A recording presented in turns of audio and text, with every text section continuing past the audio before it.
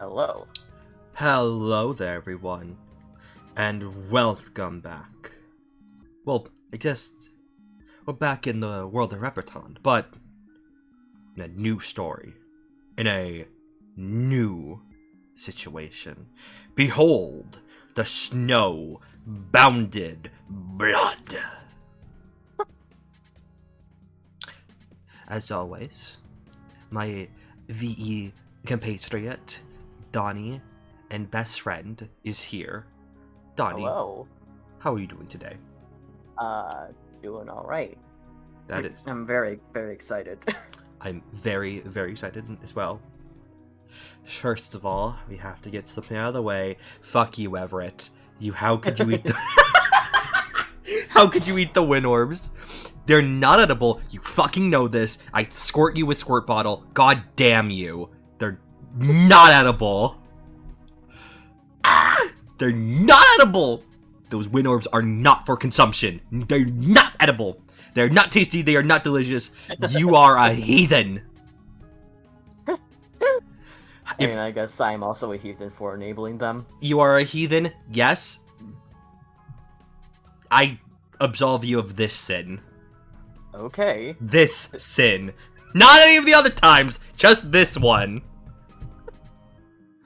Checkmate, Austin. Me and Oz are soul brothers. So true. God. Alright. Soul, Ev, how are you doing tonight? You both are having a wonderful evening. Thank you for coming out. Also, Nuclear, hi, it's good to see you as well. How are you doing tonight? And thank you so much for the follow. I appreciate it. I'm doing pad per usual. I give you hugs. I spray you with a spray bottle and then I hug you. I'm doing alright, yeah. Good, I'm glad to hear. I'm good. I'm excited for voice acting. I'm excited as well. It's very fun to do the VE voice acting.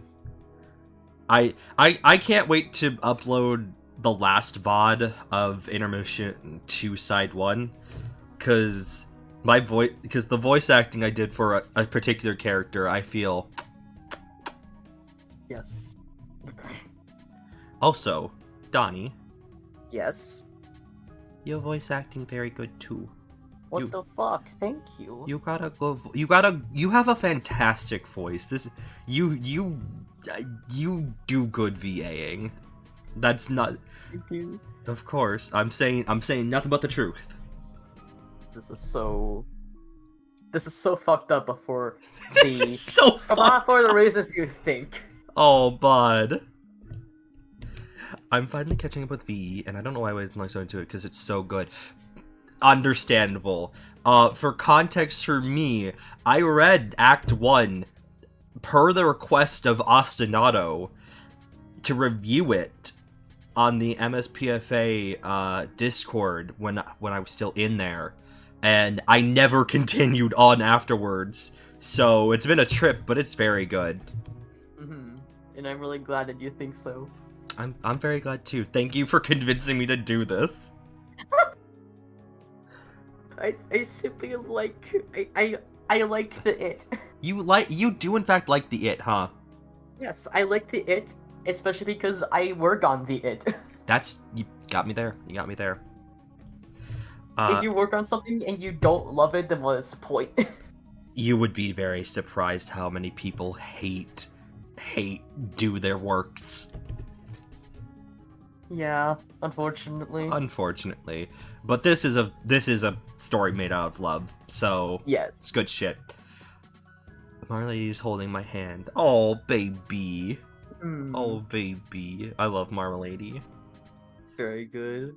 That bound really does bleed snow, though. Yeah, it sure do, huh?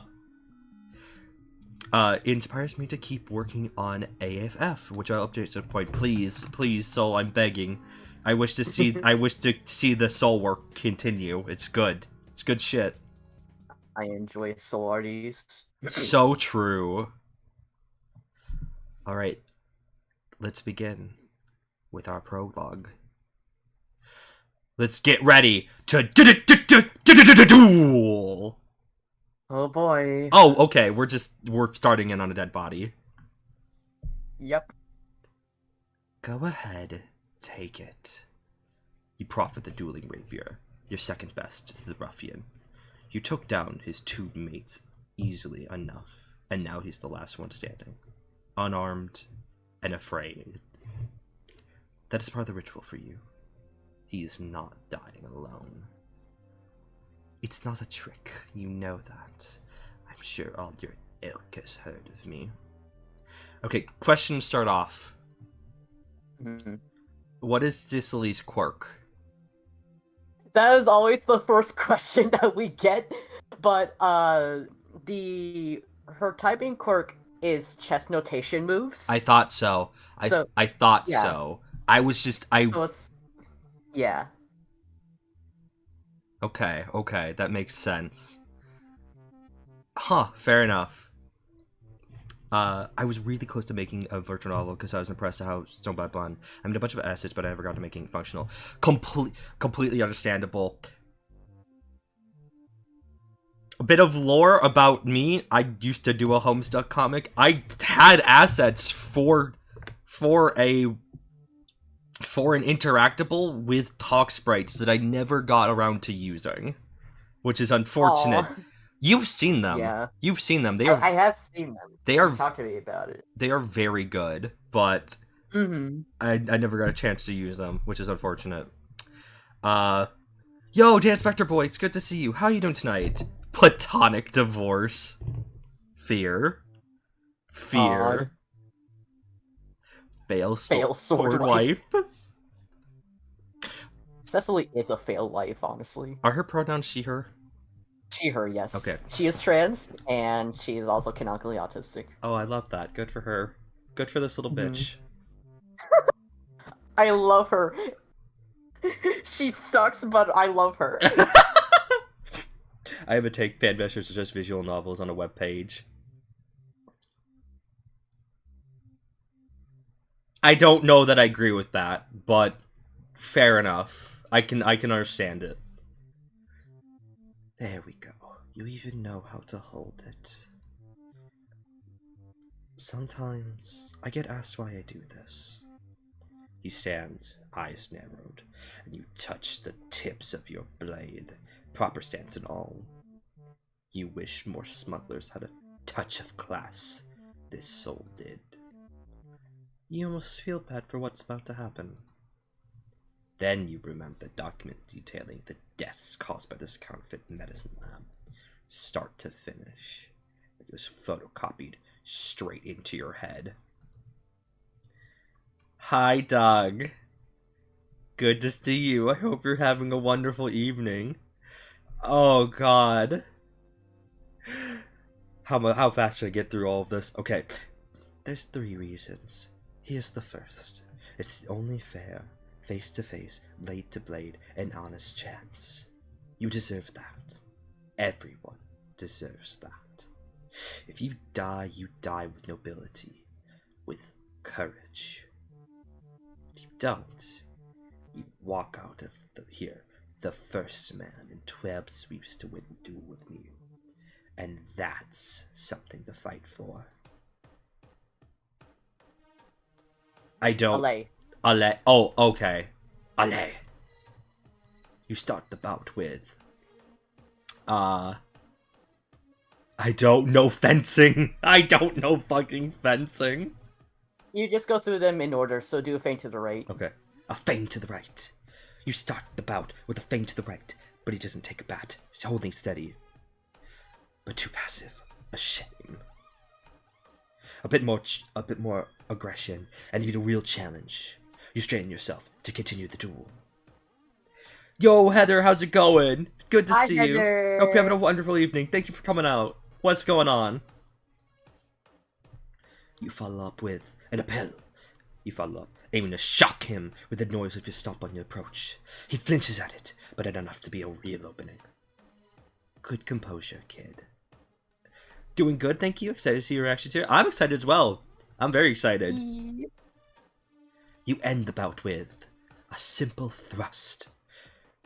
This one knows what he's doing. You would see it in his stance. He might have just been like you, leaning learning the epee in some bright office, dreaming of holding a real regulator's blade like a Proserpina. Is that a title, or is this some sort of prospect thing? No, it's like, it's the Roman name for Persephone, I believe. Got it. Okay. Gleaming in your hand. If so, he strayed. You didn't. Your superior technique prevails, and you catch his blade in a prise de fer. All the leverage yours. You press your advantage and slide effortlessly closer with the tip until you've pierced his chest right beside his blood pusher, sliding your sharp point deeper to draw a torrent of rosy brown blood. Your other sword falls out of his hand with an indelicate clatter as he chokes out in pain. You catch him as he leans over, dying, and begins speaking in his ear, calm as always. Yes, we're going to be doing all volumes of Vast Error. I'm guessing that once we hit number 10, by that point, I don't know the production schedule. I'm not in the on how Snowblood Blood's happening, but I'm going to probably guess that volume 11 is not going to be released by the time we do that, because VE is on a hiatus. So I think after that, we'll just be going back into Intermission 2, Side 2. We are working on volume 11 in the background still as we speak, so. Okay, cool. Sorry, I was being upfront and I did not want to say anything. That's okay. Okay. Okay. I remember the other streamer just said not to do it to the blood. I think I'm gonna be okay. I mean, like I just don't do gore. Gore is like where I draw the line, but I'm assuming that like there has not been drawn gore in my Vast Error story. No, there's no drawn gore. Okay. The second reason I'm doing this is the one I need you to hear. It's the important one. If there's anything out there for your soul after this, if you meet any kind of maker, or can see any shred of the dead, I need you to carry a message for me. Tell them this is for Alina Robiad. I will send them as many as they need to avenge her. He's nodding, even as his blood starts to trickle from the corner of his mouth. Good lad. And if you see her, tell her I'm sorry.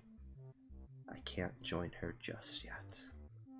You wait for him to slump over, dead, and slide him off your blade, taking a picture with your visor to document another successful compliance initiative to your superiors. You pull the handkerchief out of your coat pocket and wipe your blade clean. You speak to no one as you sheath it and walk out of the room. The third reason is that I enjoy it, and I always have. Ah! We got a... That's really kind of twisted. Oh shit. Dog, no. Lamp oil, rope, bombs, you want it? Oh god. Morshu, you want to tell me what this is all about? This was a pretty good time. Listen, Link, as I walk through the valley of the faces of evil, I take a look at my shop and realize this is illegal, because I've been selling rope and bombs so long that even Impa thinks that my mind is gone. Good, I've been educated, good, with rupees on my mind. Just a gem in my hand and a bird in my eye. I go for more shoe tripping trader, and I won't go down, so don't arouse my anger. Sus, and think that it'll be a bad deal away. I'm looking to live, so you'll die. What can I say? I'm 26 now, but would I live to see another year's of this? Going, I don't know. Tell me, why are we so blind? to see that the bombs we buy hurt you and me. Huh? My boy been spending most their lives living in the Morseshoes paradise. Been spending most their lives living in the Morseshoes paradise. Been spending most their lives living in the Morseshoes paradise. Been spending most their lives living in the Morseshoes paradise.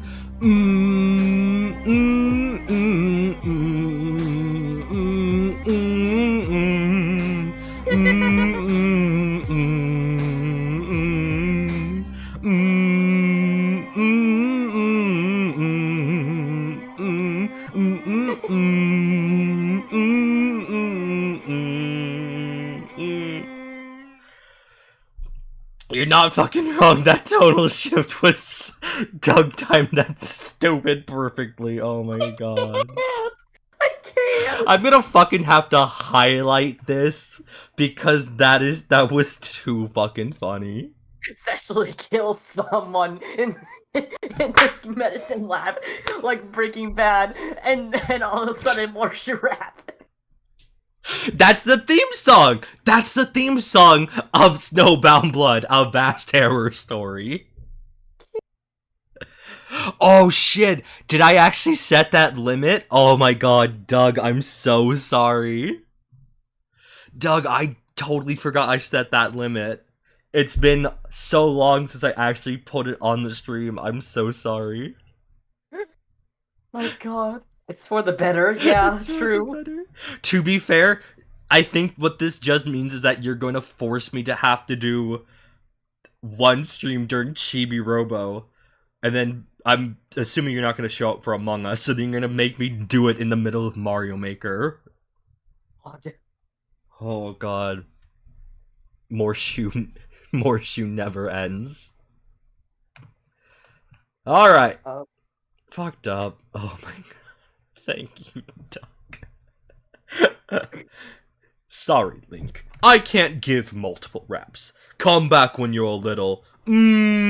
sus. Oh boy. Alright. Volume 1 of Orders and Ordeals. Snowbound Blood, OST 1. Welcome to Morsharer. When are we gonna get a Morseshoe song on the Vast Error soundtrack? Odd. Volume 1 of Lamp Oil and Ropes. There is, I believe that there is one volume that's titled like Of Growth, Economic and Agricultural. Yes. Of Growth, Economical and capitalist. No. Fucking someone has to make me do the Morseshoe rap when we're fucking doing ByteCon when we get to that eventually. No. I won't be able to join tomorrow, so I'm gonna make you doing Morseshoe rap during Among Us. Oh my god. I'm gonna have to fucking defend myself while doing the Morseshoe rap. Oh my god. When the Repeton is anarcho capitalist. Ugh. So true, pensive. Okay.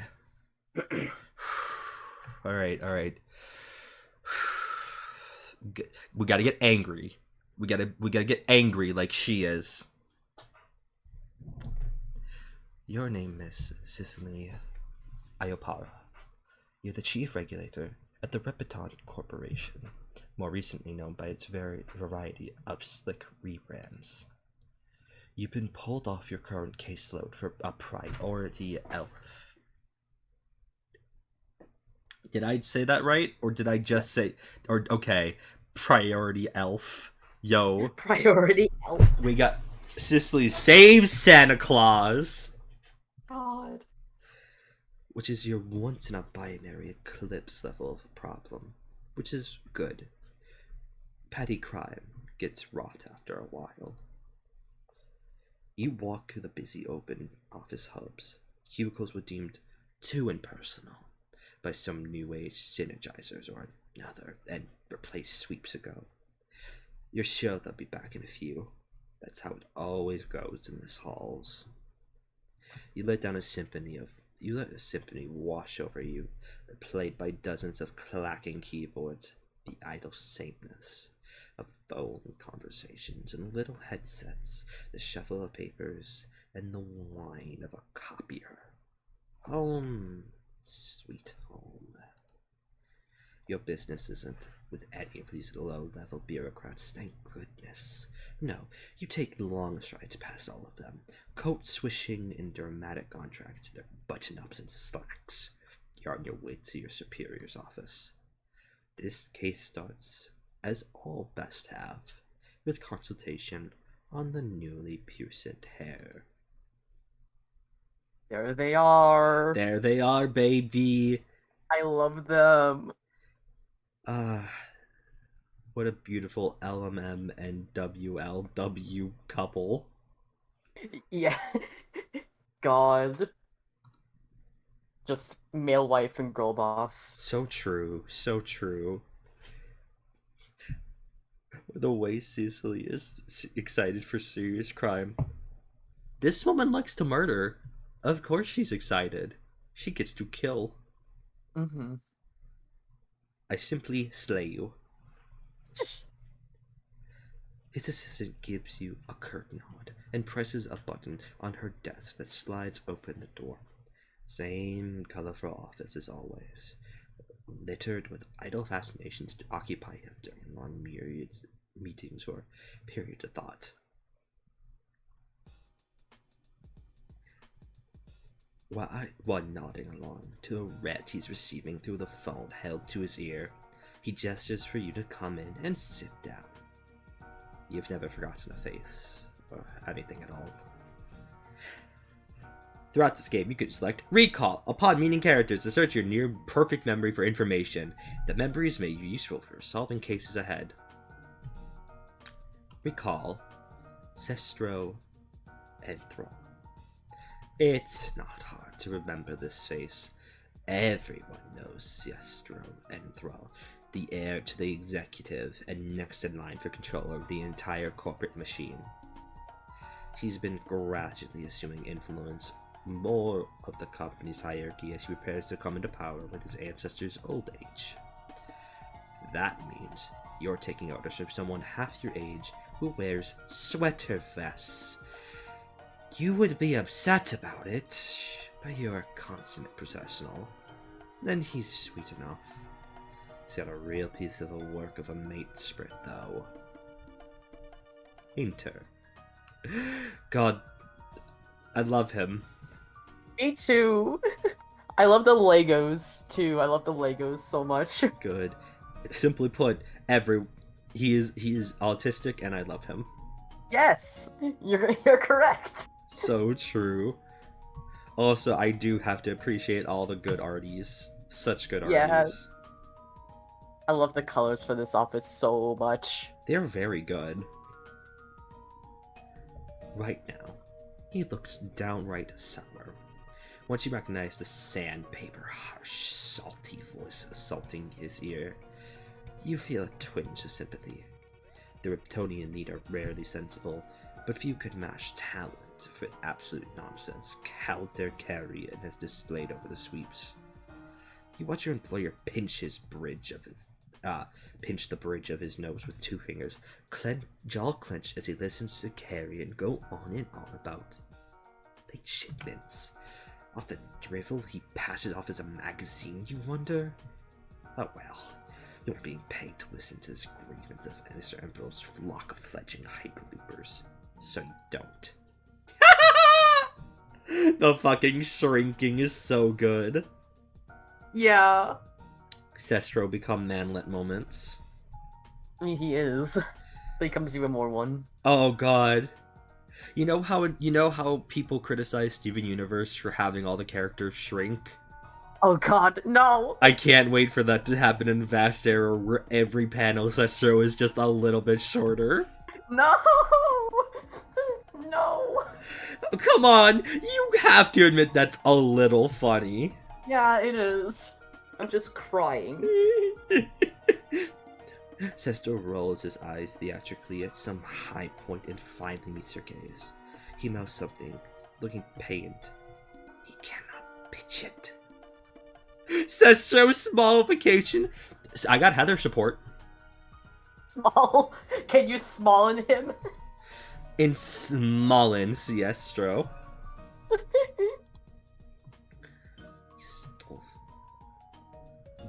Do you want to? You want to do? You're doing Siesta, right? Yes, I am voices, that's true. Okay. He stole fizzy lifting drinks. He doesn't even drink it. Either way, you're certain you don't care. Makes a cutting gesture across his throat with his hand and points to the phone's receiver for your benefit, while making his voice perfectly pleasant and neutral for Calder's. He assures him that corporate will do all in its ability to ensure the timely delivery of his shipment, and if he could only answer a few questions. Help! Help! Gun! Bang! Holy shit. Gun! This is really how she's gonna decide she's gonna solve her problems, huh? Christ. You stand up, draw your pistol, and aim over the phone's receiver and off Sestro's side toward the enormous wall that make up the office's outer wall. Yeah. Oh my god, help. You watch as Sestro cup his hands over the loose ear, while the twin sounds of your gunshot and punctured glass ringing painfully in your own.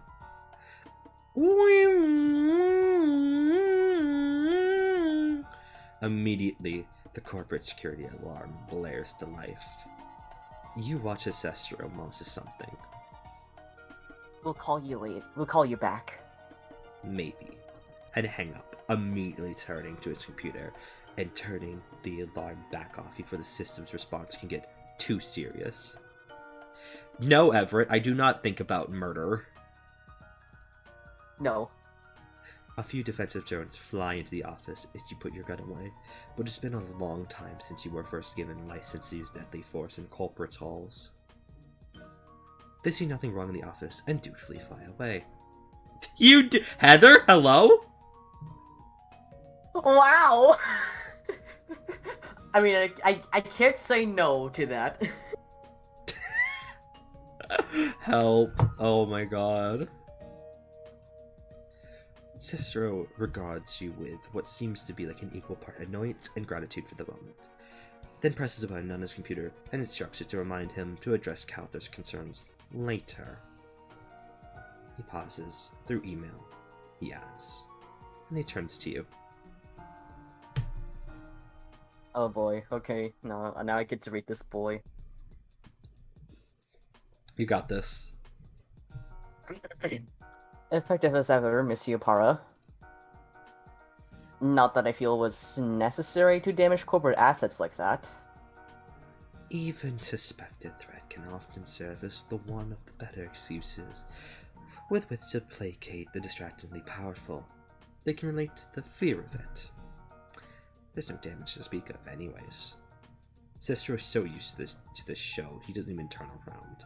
But you regard the broken hole in the window with keen, if distant interest. The leaking edges of the glass have already started to leak, oozing translucent drops which turn to silky threads of liquid crystal.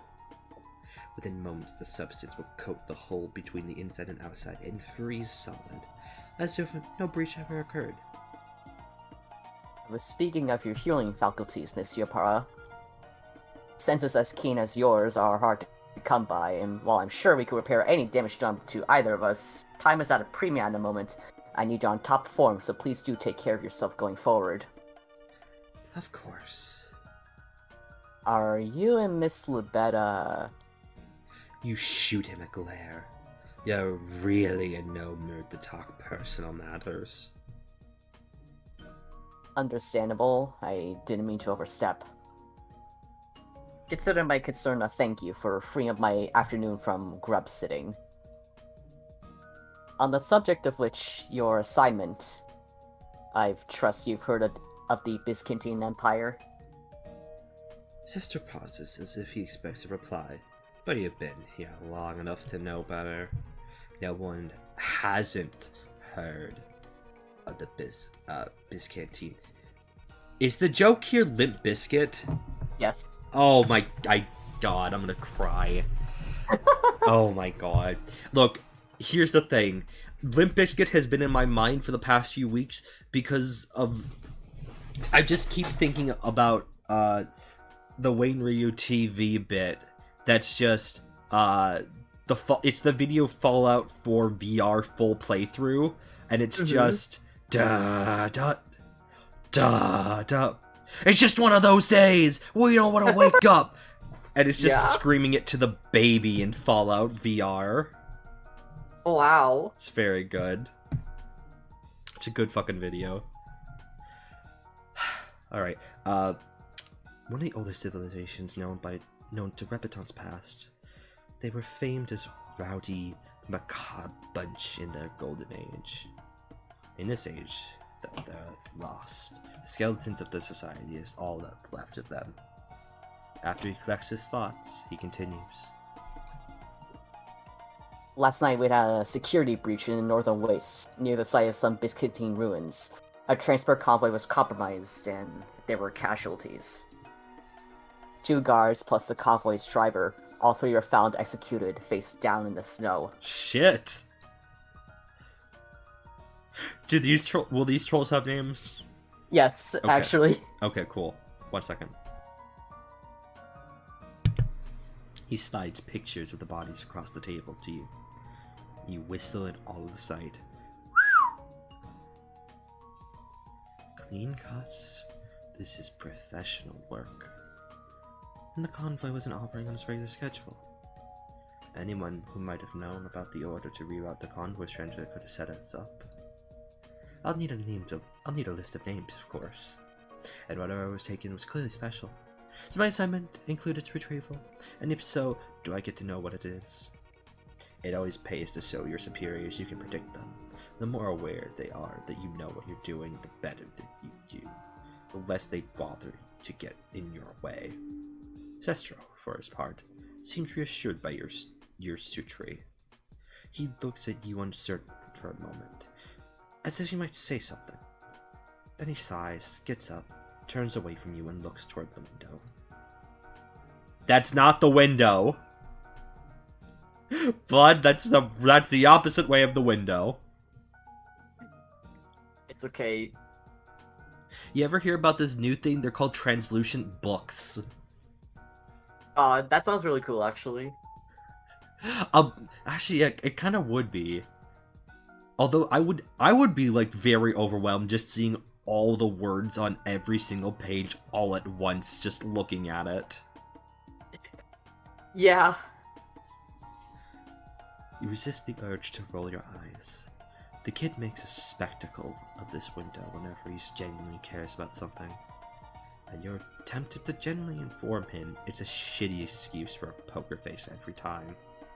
But you weren't paid to give advice, so instead listen to me. You wait to listen. Eventually he speaks. Your powers of perception continue to shine, Monsieur Para. It's wonderful to know I can rely on you at times such as these. Yeah, kid. You answer in your head. You wonder if you will ever be able to get your briefings done without a pointless flattery. You're right, of course. I will need you to discover who from corporate leaked such crucial information to our assailants. And uncovering the identity of the thieves and bringing them to justice will also be among your duties. But your most important task by far is to return our lost cargo to us. While these ruins were originally Byzantine and remain designated as such on official records, we have strong reason to believe the location was appropriated by worshippers of the Vivifier. That earns Sestro your brow, raised in genuine interest. You've heard rumors about the Vivifier, and all the legends, of course. But even as high up the corporate ladder as you are, this is the first time you've heard the name spoken so seriously. The item was The item that was taken from us was a filter of what we believe to be her own blood. Hello? Oh god. I trust I don't have to explain further why its recovery is so crucial. Zestra is doing that thing where he sort of strokes the glass. All contemplative angst. But even though you feel he does this every time you see him, it doesn't feel tired and empty this once. You think of what stories say about the Devasaya's blood, that it can heal wounds or create untethered everlasting life. Maybe you can even say Reviton, if Trollkind understood its mysterious well enough. You can guess enough. That's what Zestra was thinking, at least. Some things never change. This is not elevator music. This is the It's a bop, though. It is a bop. This is very true. I guess it's weird to call elevator music bops. I guess that makes sense. But like, who did this track? Pragmatic Nihilist. Okay, we're gonna have to ask them what they consider this genre. I think the situation speaks for itself. Good. Expect a message with your names and any other points of data we feel you may find useful shortly. I expect you to start working on this immediately, you understand? Of course, Mr. Anthal.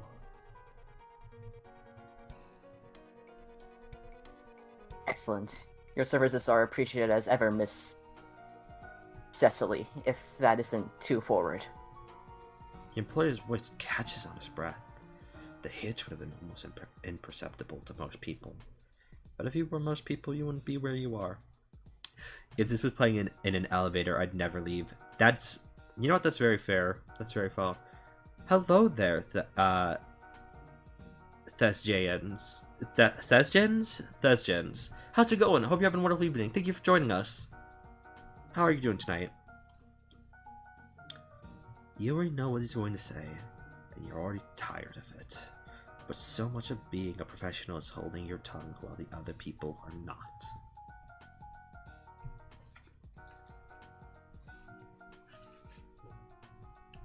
I wish to impress on you that the assignment, this one more than any I've asked of you yet, is truly... You look just past Astro. It's the half-melted, healing mess of glass by his hand. You wonder how much he really believes he can fix his broken world, whether it's with a small vial of one more substance, or really anything else. You suppose the earnest of the desire is noble, at least. But not all the things that shatter heal as easy as glass does. If someone were to ask you for your opinion, you suppose you'd say you believe this world was shattered from the start? That the poison choking it goes down to its deepest core? Sometimes things are just broken, and they stay broken. We're good. There's a beat of silence between you two. He looks at you, and then for a moment, seems downright vulnerable in a way that almost threatens to move you. Doing well aside from not being able to sleep right now, which is why I'm going to catch one of these streams live again. Fair enough. I'm sorry that you're not able to sleep, but maybe our VAing will help lull you to sleep. Mm-hmm. Sorry, that's not Don. That's not to say that we're No, it's bored. Okay, I was just saying it was okay. No, it's okay. I got what you're saying. Okay, good. Okay. Maybe it's not the world that's broken. Maybe it's just your heart. Either way, not much about this world holds your interest, and even less seems worth saving. But you suppose if someone has to run this planet, it may as well be this kid, who really seems to want to fix it. You guess that's something. Counting on you, Cecily. Thank you. Also, my name's a mess, so any pronunciation sort of makes no sense. Fair enough. I can curse you if that helped. Don't. Simply don't. Not that it's boring, it's just soothing. Yeah. Yes. Yeah, yeah. In any case, you're not paid to have opinions, existential or otherwise. Of course, Mr. Anthem. For good. You're paid to get results. An hour of prep later, and you have a briefcase full of files, including the Trolodeck cards of suspects and potential allies you'll be dealing with on this case. The Trolodeck identification system provides a simple card-based interface for field agents and regulators who must interface with a large number of suspects while managing their caseload. As the name suggests, it was only a physical filing system. Entire warehouses used to be dedicated to just maintaining the records, but dwindling population size and the marvels of dissertation now mean that the whole thing is accessible at any time, at any location. Despite the convenience, you still find yourself resorting to the real cards once in a while, when you need to focus on a particularly troubling case. Something like holding a person's life in your hand strengthens your resolve. Cicely, you're good? That's I guess that's not a healthy thing to think anyways. Oh, it ended in a draw. Oh, that's such an interest. Yeah, I posted the, it's from the Soul of Blood FAQ. Mm-hmm. I posted a line from it talking about, like, the draw and stuff. That's really cool. God damn. Y'all are so smart. It's a little strange, but you take your own card with you wherever you go. It sits in your breast pocket, just over your blood pusher. Someone wants to run you though, they'll have to do it twice over. That's a little joke you tell yourself. No one has managed it so far, and after 12 sweeps the card has come to be sort of a good luck charm. You keep another card close to your chest, but for a different reason. A promise long overdue. That's a girlfriend, isn't it? Yeah, her wife.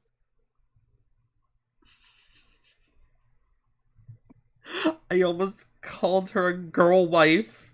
Yeah. I mean, yeah. Yeah, that's how that works, huh? Oh, God. She is a fail wife, basically. Fail life cringing. Cringe boss. Cringe boss! Oh my god. You step the streets, you memorized like a hymnal since you were first accommodated in Stronghold 21 over 10 sweeps ago. It's a brisk winter day. Scarf-adorned trolls don't meet your eyes as you brace against the wind and look at the trees still green. They're fake, of course, like everything else in these walls. In truth, you've never felt at ease. The slick branding and nightlife, the convenience drones and social media stars, booze and sugar for every well-off Lotus Eater, while blood spills across this dying world outside. Before I continue, I am actually very curious. So, is that supposed to be an infinity symbol on top of that building in the background? Yes. Okay, is that the symbol of corporate? Corporate symbol is like, I mean, it kind of represents an infinity symbol, but let me see if I can get, like, the exact, vector for it. Okay, fair enough. But it's basically supposed to be a C and an O. Oh, okay. Corporate. Yeah. Okay. Yeah, that's the symbol for corporate. And since it looks like an infinity symbol, that's why Cestro and Hamifi both have infinity symbols in their quirks. Fair enough. Honestly, before I saw that, I was just thinking like, oh, they're infinitely soulmates. It's just the power of love that does this. Yes. Also, could I just say, Lupa backgroundies? Oh god, this is a good Lupa background. Oh my god. I love I I love the storybook look of this.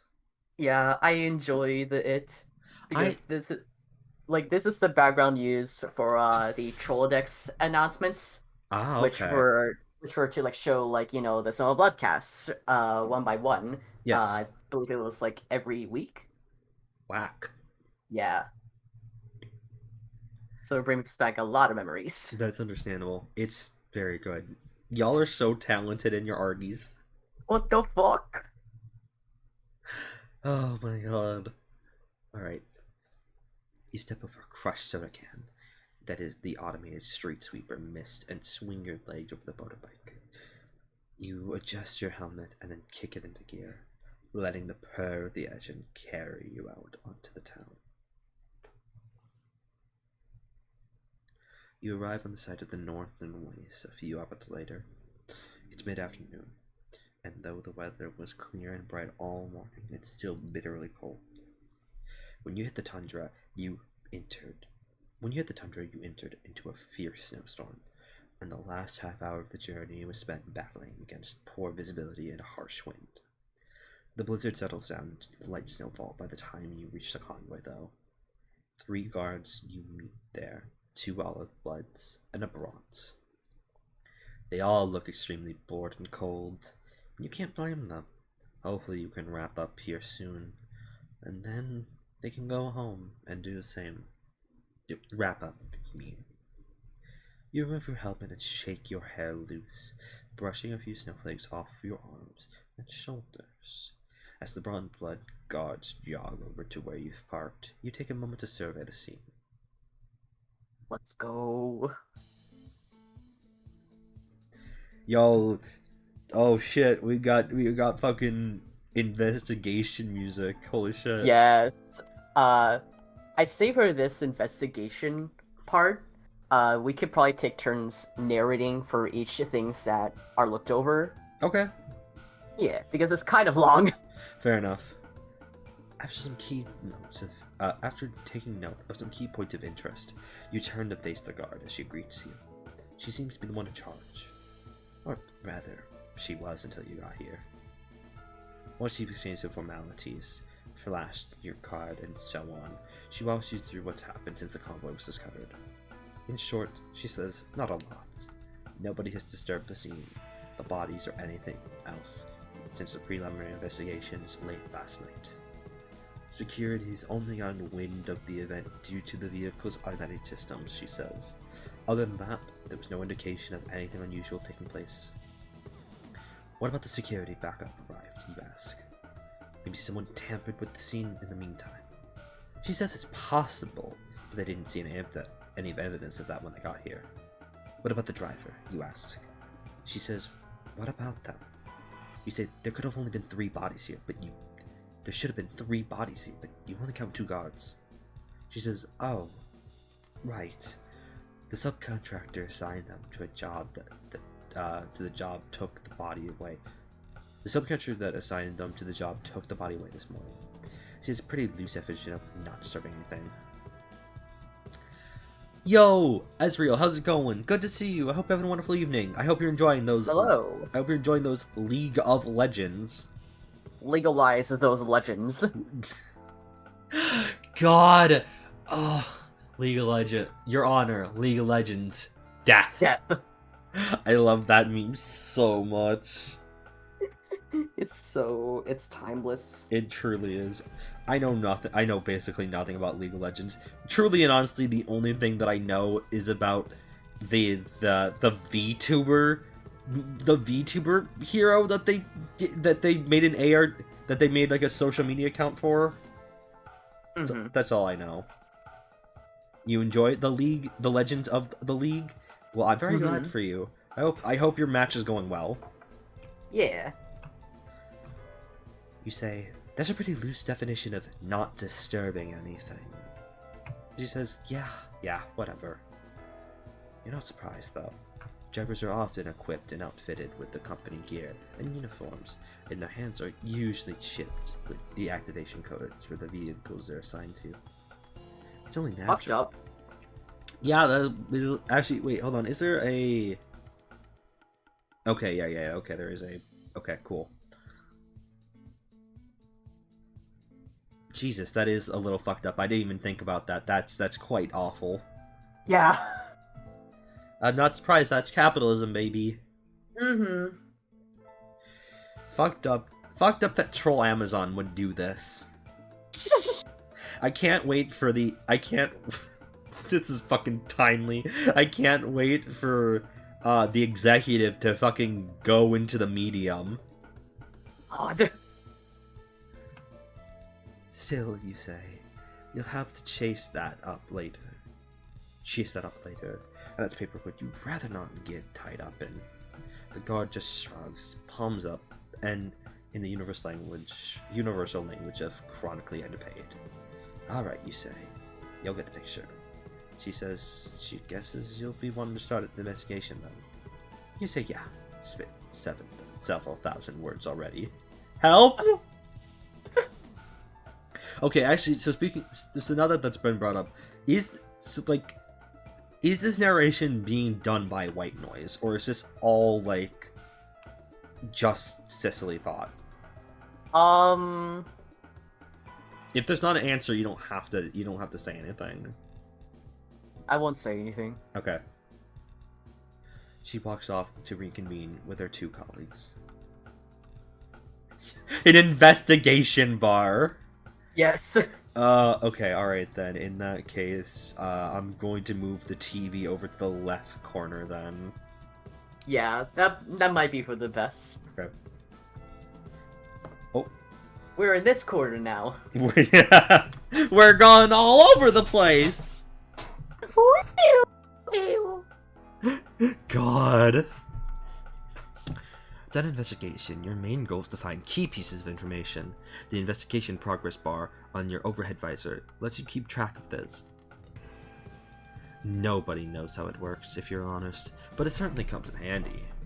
Not everything you find will get that happy little bar moving, but every time you score another insight increment, a little feeling happens in your blood pusher.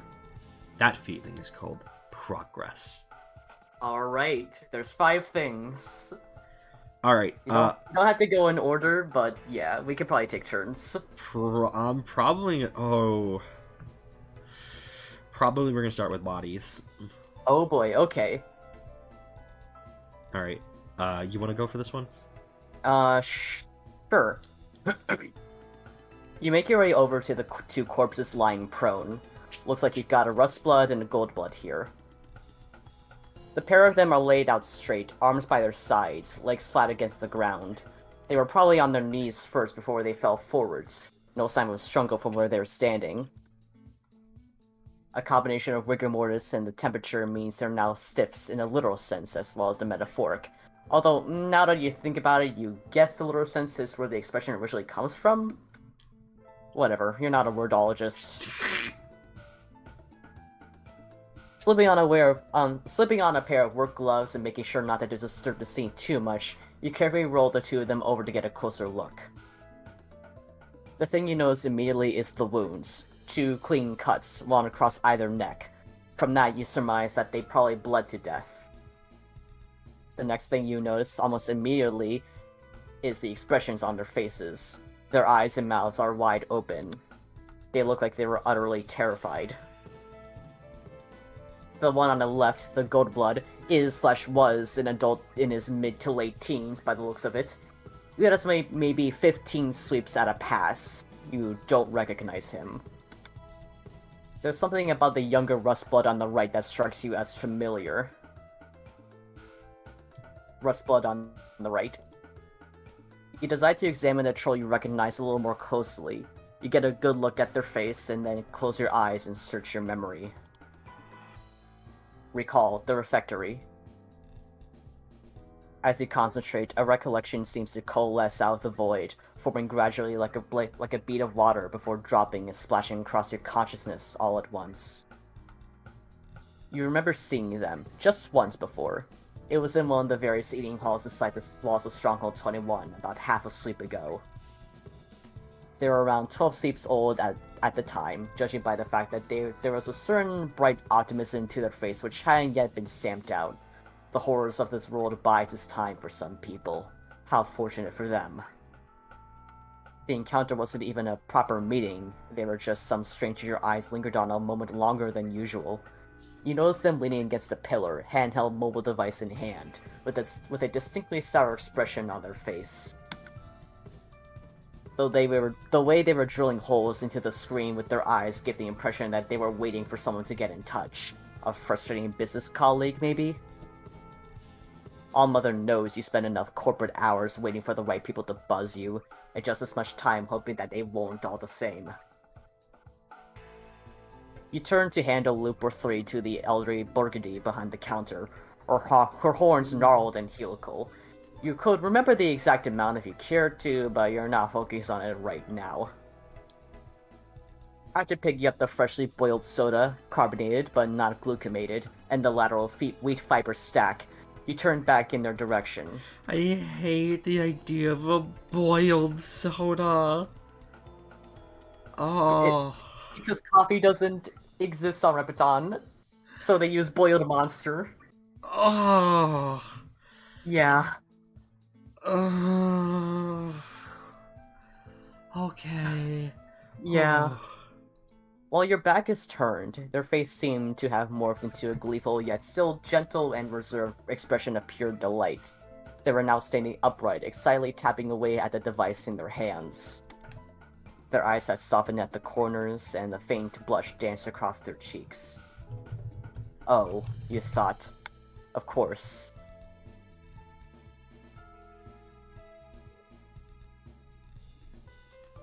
Oh no! I've never had a hot Dr. Pepper, and I don't want it! Oh my god. I feel like that will melt my insides, like I'm drinking acid. To be fair, soda is technically acidic. You're right, you got me there. However, Yeah. A hot soda sounds awful. Yeah. You open your eyes, almost regretting the exercise. Your inability to forget can be a cruel thing sometimes. Most of the time, in fact. You search the young Roseblood's body, but don't find anything of note. Just some personal effects, a packet of chill drops, a worn photograph. Their phone. Without thinking, you go to wake it, and you feel a sharp rush of relief as it doesn't light up. The battery must have died overnight, and also probably in the cold, in the freezing fucking cold. No, Repetonian technology just works like that. Actually, yeah, you're probably right. Because Repeton is kind of naturally chillier. That's fair. You put it back in their pocket. The last thing you check is the ID tag tied to their ankle with a sense of dread. These things are always rather morbid to look at, but they're an important means of sorting out the mess after a troll kicks it. Or, as in this case, has it kicked for them.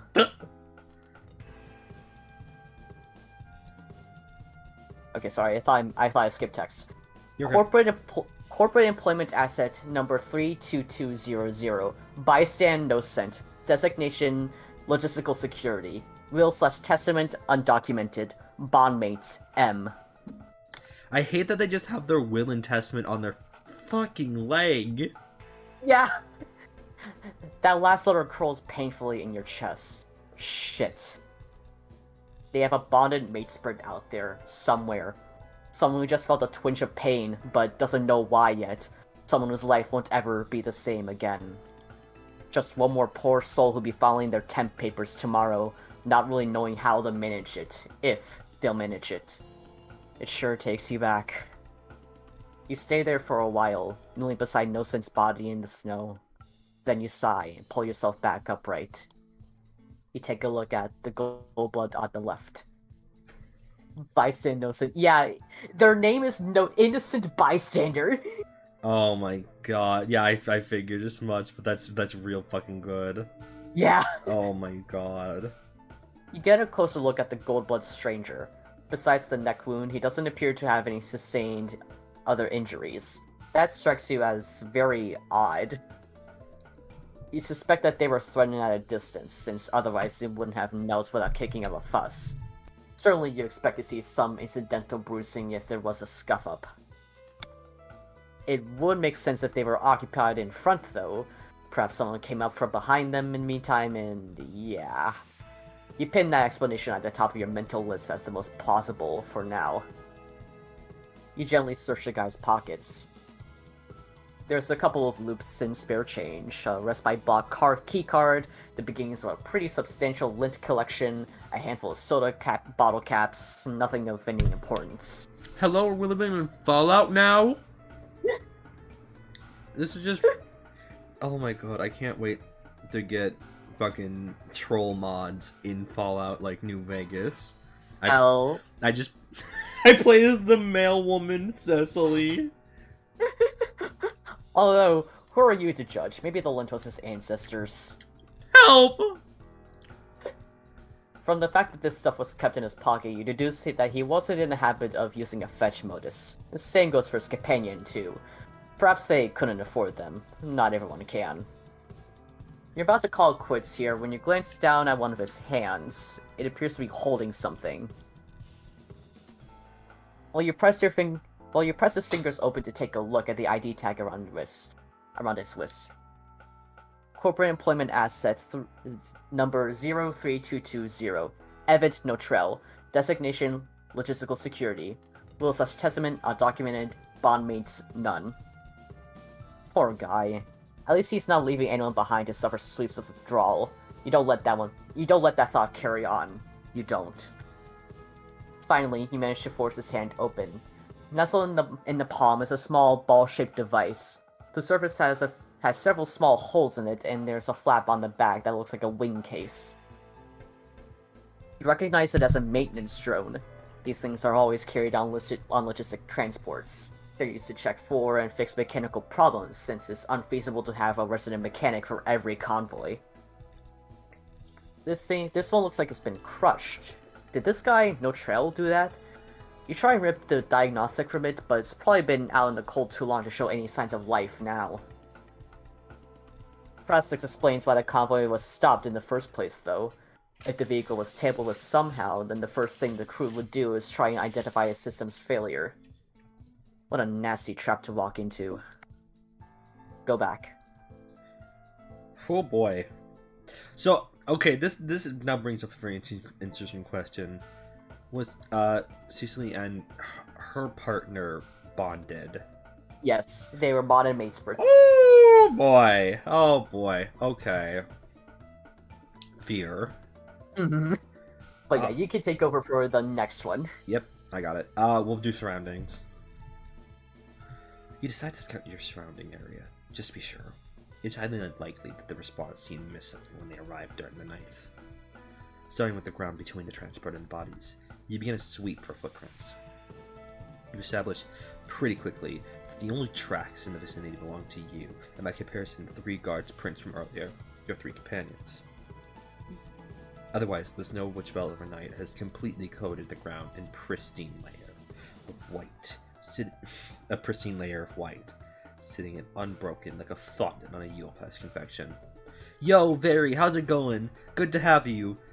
Can't stay long, but howdy. Fair enough. It's good to just have you here while you're here. How you doing today? Welcome. Welcome. You don't remember the last time you had one of those. Get this woman some fucking Christmas. Help? Well, that's not true. You remember it with perfect clarity, just like everything else. But you'd rather not think about it, so you don't. What's important is that it was a long time ago. And what's more important than that is that there's no trace of culprits to be seen. The Riptonian Christmas, and it's great, and it's full of capitalism. I do know that there is a entire holiday album. Can I interest anyone in Kakashi fan art? You can DM me at Everett. If you, I mean, you could also put it in stream discussion if you want. It won't make sense to anyone not currently on stream, but fuck it, why not? There's a little hillock a small ways up from the transport, where the transport has stopped. In lieu of any better ideas, you decide to see if a little elevation reveals anything. You trudge your way up the slight incline, boots crunching and squeaking against the ice and snow. From the higher vantage point, you can see the whole scene in one picture. The transport, the bodies, the security team, your bike. And beyond, the field of white patched with streaks of grey and brown and sickly green extends as far as you can see, in all directions. There's no sign of anything from up here either. Shit. That's a good Kakashi sensei. That's pretty fucking good, Ev. Kakashi is here. Kakashi sensei is here! The only good Naruto character. That's wrong. Rock Lee. Rock Lee and Kakashi are both really good. And Kakashi sensei are the only two good Naruto characters. Yeah. On your way back down, a harsh wind whips up for a moment, and you grip your long coat around your neck against the chill that it brings. Well, at least the cold isn't toxic. Northern West are forever buffeted by the very worst of Repetant's recalcitrant climate has to offer. Almost nobody lives here. The region seems to exist as somewhere to be traveled across, rather than a real place in itself. While such places can be sometimes enjoyable to pass through, the very opposite is true here. Look, Naruto is possibly my least favorite shonen protagonist. I'm sorry, I don't like Naruto. I'm sorry. I'm gonna fucking murder you. Wow. I don't know what to tell you. I'm just not a fan. I'll take a Goku. I'll take a Izuku Midoriya. I'll take a I almost said a One Piece. Yeah, that's his name. I'll take a Monkey D. Luffy. I don't have any interest in Naruto, the protagonist. Cecily's gonna solve your murder case. Good. Holy shit. Naruto's kind of average, sorry.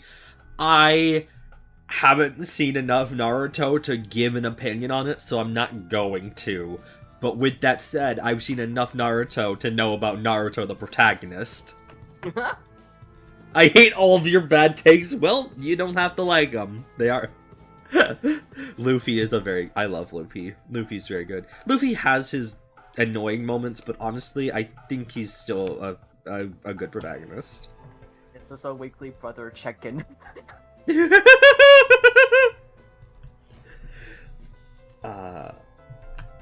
Right.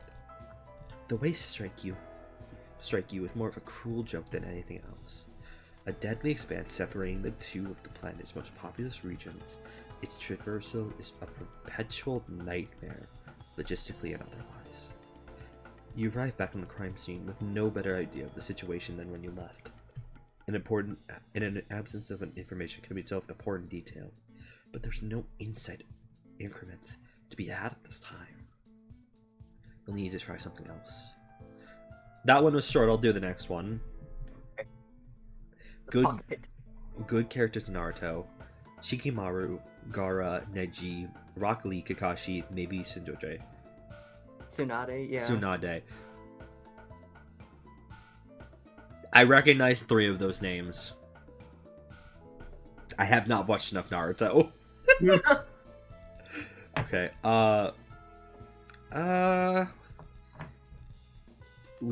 Cockpit. Cockpit? Cockpit. No one's gonna fucking understand that. No one's... Maybe Very will understand it, but no one's gonna... Laptop. Cockpit. Christ. You decide to check in the inside of the driving compartment. The driver and the 2 guards were all stationed in the same chamber as the very front vehicle. A set of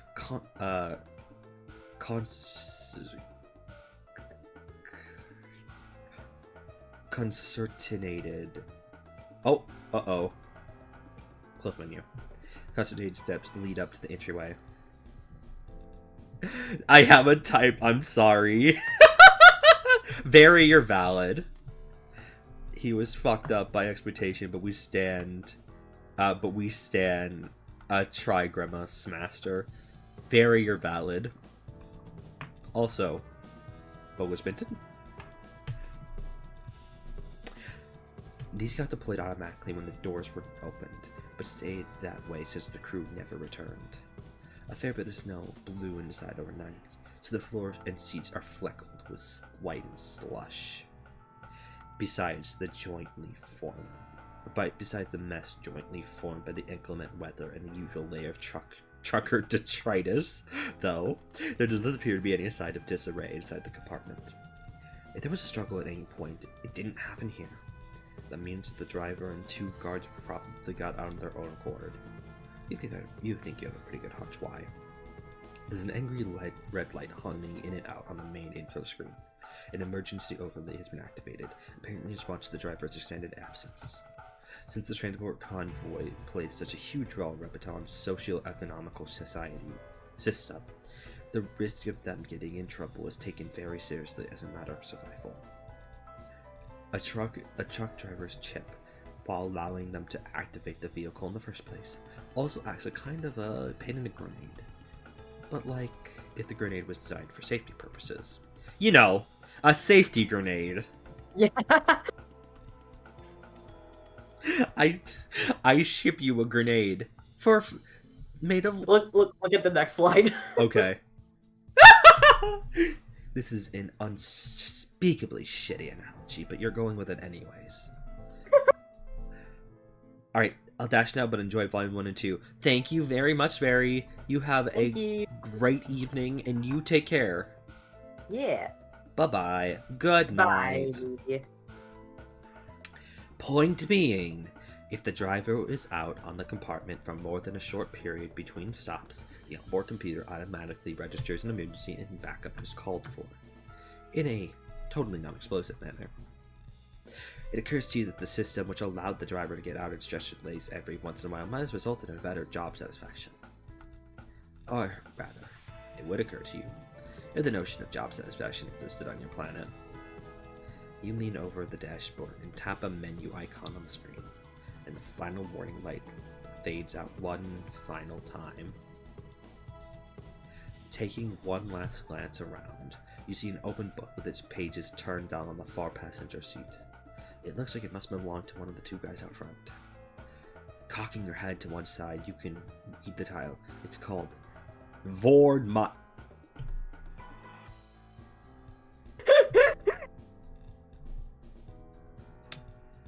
Thank you for joining us for Snowbound Blood Volume 1. I was waiting for you to get to that. It's been a real fun one. Good night. No! You coward! You absolute coward!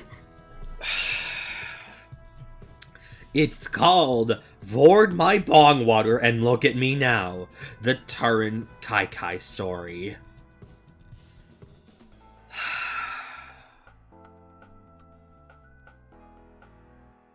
I need a bath. Oh, wow. Someone was a pretty big fan of this internet daredevil, apparently. Doesn't look like the uncanny ability to survive pretty much anything rubbed off on the beloved reader, though.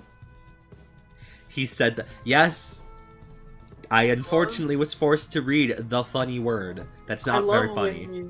I love when you like started reading it, you read Vord, and then like halfway through you saying that one word, you realized. I didn't fucking know what I was walking into. You can hear the realization in your voice. Oh my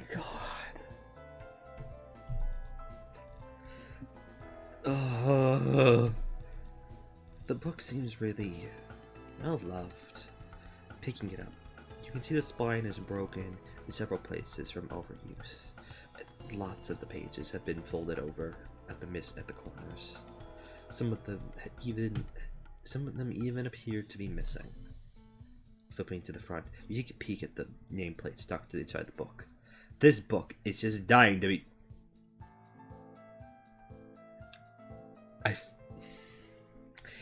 This book is just dying to be devoured by N. Event. N. Everett. There's No! There's just a little heart next to the penciled in name. You put the book back. You feel like wiping your hands on something.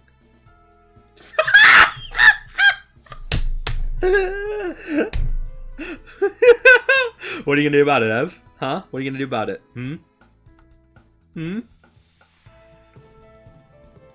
You can't do shit.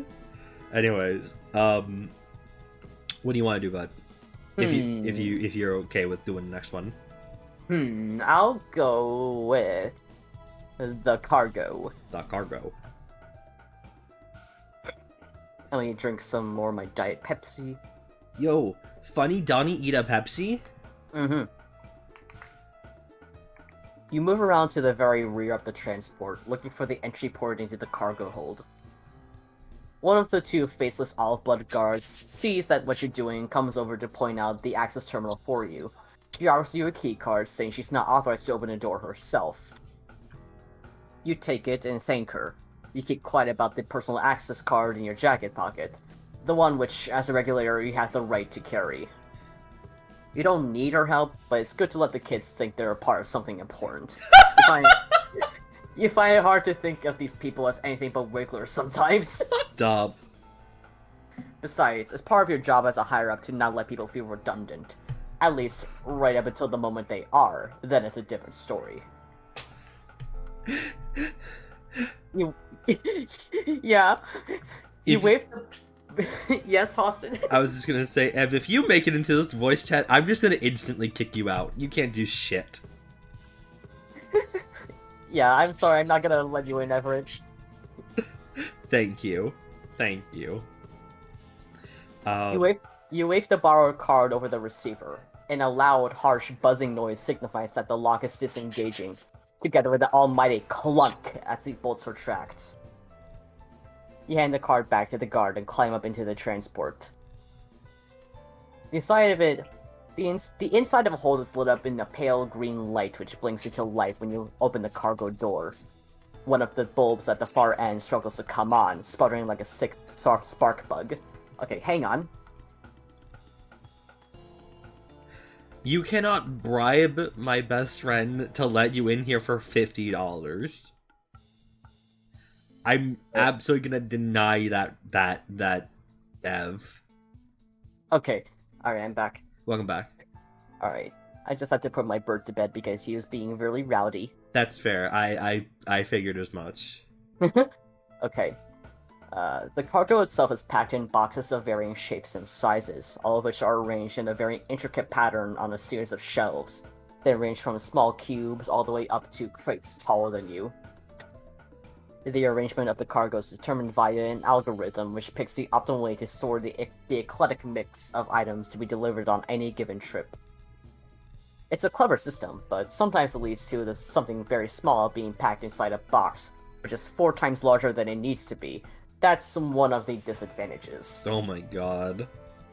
The other main drawback is that, unless you know the arrangement beforehand, it's very hard to know where any particular item will be. Fortunately, the thieves took care of that for you. That's also the unfortunate part, of course.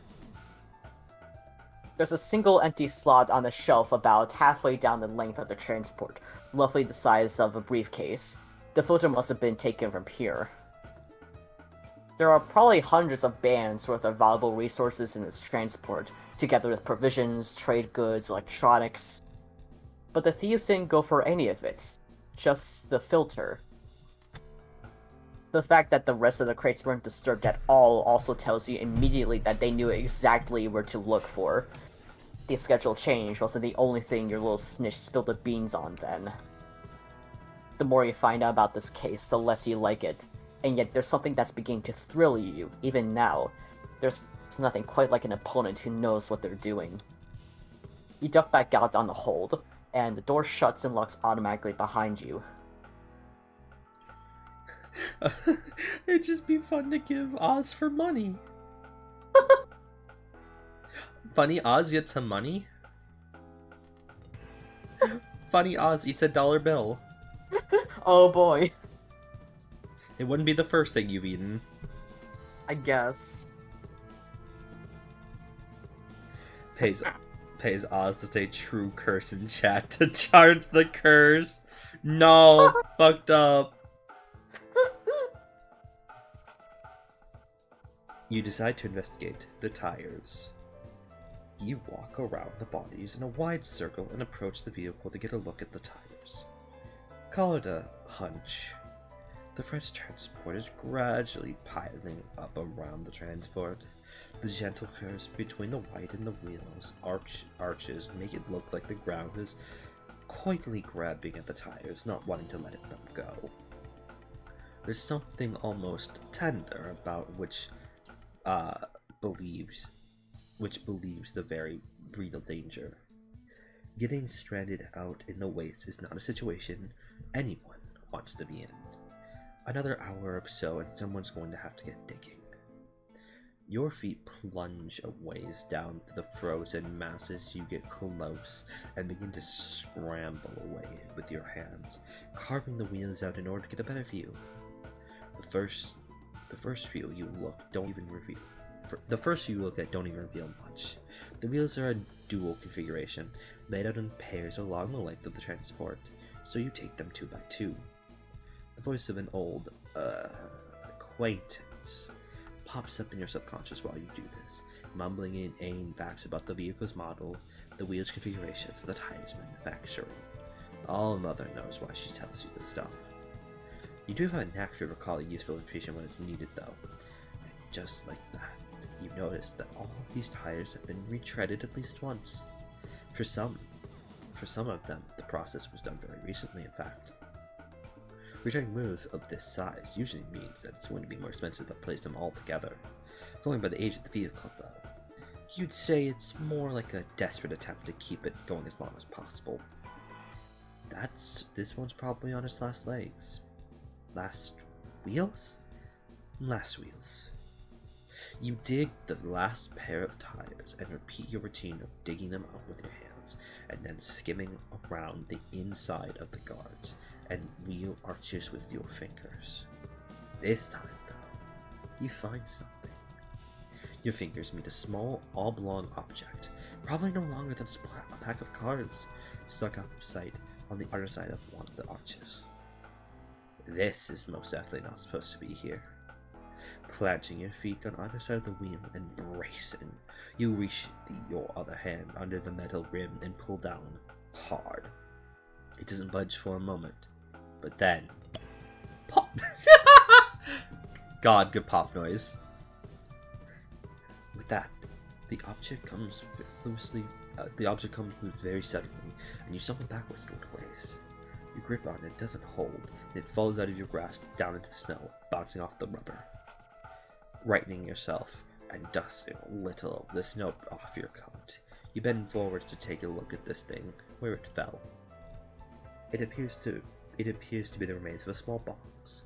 The casting is burnt charred, half melted and barely holding together. Some wiring is poking out at odd angles, but you can make something akin to an aerial at the one end. It's almost destroyed beyond recognition, but you don't need to be an expert to know what this thing is, what it represents. Sabotage. Looks like you're done here. By now the light is starting to dim. You've checked everything you wanted to. It's about time you begin handing back the stronghold. This report isn't going to submit itself, you think bitterly. You've tried that one before. You thank the gods for their help and let them know things are clearing up here. The olive blood from earlier is looking pretty flushed, presumably from the cold. Hopefully she gets someplace warm. You make your departure with a curtain on, and then you walk back over to your bike. Some of the snow has begun to pile up on the seat. You brush it off and swing one leg over before starting up the engine. Before gunning it out of here, one last look at the scene. Take in the bodies, the vehicle, the endless wait. You try to picture it in your mind in that last frantic moment in the dead of night when 3 people's lives were cut short. In a few hours, this place will be empty again. Nothing but some blood beneath the snow to mark what happened here. But you'll remember.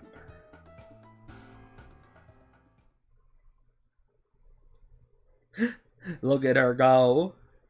Yeah, more Lupa backgroundies.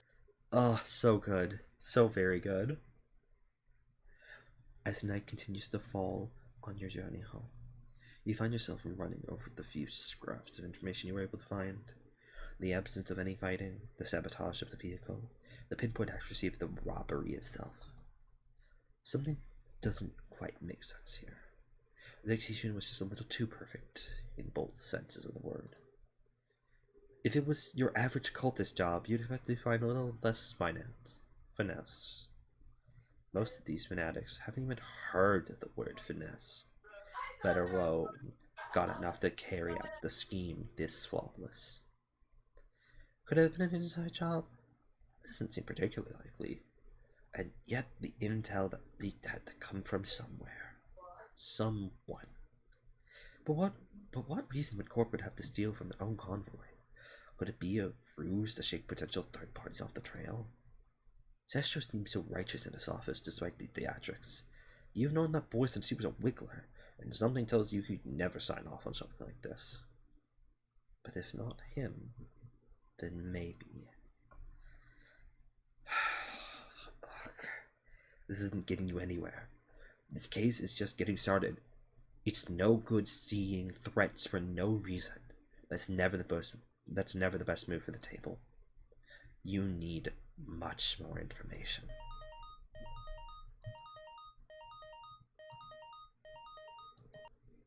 Suddenly, an alert rings out on your visor, jolting you out of your train of thought. Someone's trying to contact you. This strikes you as unusual for two reasons. First, the caller information is withheld. Whoever this is has something to hide. It's offering themselves off as a suspect, almost offering themselves off as a suspect from the outset. Suspicious calls on the way back from crime scenes don't tend to be inquiries about after your health. The second reason is that you haven't had a personal call in ages. You pick up. I'm so glad you were assigned to this case.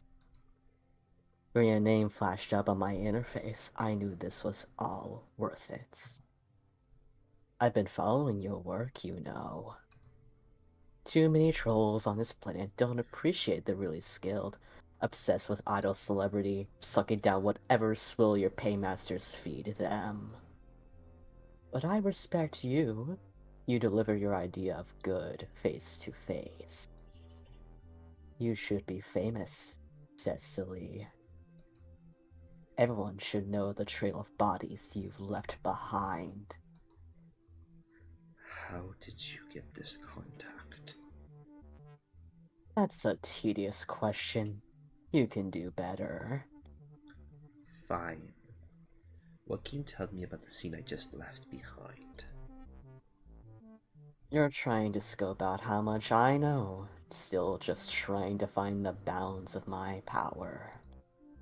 A standard opening. Safe. But you can't play for the draw here. There's simply too much on the line. Your focus on what happened and when won't bring you any closer to understanding. To triumph, you can't just take your orders and march. You've talked yourself in circles, and you call me tedious. Answer the question. 100 trucks cross the remote corners of this disgusting planet every day. 100 containers of valuables, raw materials, fodder for craft, fruits of the labor of thousands of trolls. Each part contaminated by greed and filth. But only the blood was taken. Why? Do you know its properties? I want to help you understand. I really do. You will, by the end. I think you'll agree with me, too. You've been purging this planet of refuse for so long. You've done nothing to convince me that you're not part of it. We are all a part of it, lapdog.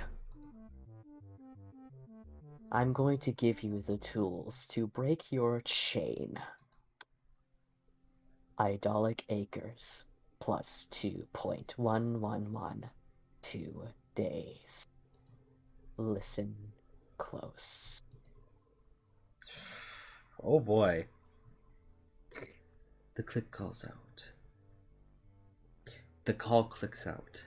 Nothing but the sound of wind whipping past you and the hum of your motor, left to accompany you as the sun fully disappears beyond the horizon, and as your headlamp shines into the distance. I always do. You may. Oh, sorry, what's up? Sorry, we're on Hemifi's segment, and I know for Vassar you read her voice. Do you want me to take over for narration? Uh, I don't even remember my Hemifi voice. Understandable. Oh, I mean, why not? Why not? Okay. You made the All right. right. Oh, Sorry. no, you're okay. You make the rest of the journey back to the stronghold without additional excitement. As you approach the outer walls, you get a message from one of your superiors. Looks like they tried to call you while you were talking to whoever that was. 2 in 1 day. You'd think that something would be wrong. Oh wait. The message is just a room number and a meeting time. Efficient as always. A few minutes later, and you're walking back in through the dimly lit foyer of corporate headquarters. A short elevator ride, and finds you striding past the mostly empty cubicles, soda coolers, and falsified office foliage. The trolls still here are late night strivers, eager to prove themselves. Could they be eager to atone, to assuage their own guilt? You make a mental note of everyone out of habit, but quickly cut that train of thought off before it goes anywhere. No point being unnecessarily suspicious of people, not at this stage. On the far side of the floor, at the end of the hallway, a tall figure stands waiting. As she sees you coming, she beckons once, then vanishes into one of the many doors lining both sides of the corridor. You hurry onwards, managing to catch the door before it closes, and sidle your way in quietly. Ma'am, why are you so dark? God, love this background too. Oh, it's so good. Mhm.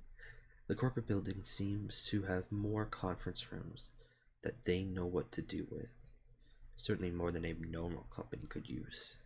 Then again, normalcy is a concept that tends to get left behind when you're dealing with the end of the world. It's very dark in here. There's barely any light to see by, apart from the faint glow of your overhead visor and the occasional flash of lightning outside. You consider trying to find a light switch, but then that would perhaps ruin the effect.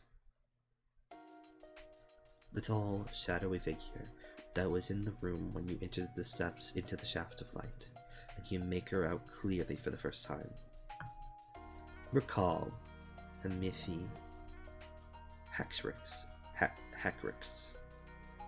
Hemifi Hexrix may be more of a no-nonsense corporate cutthroat than her knit-wearing, loving mate spirit, but she has the same underlying instinct for dramatic flair bordering on the comical.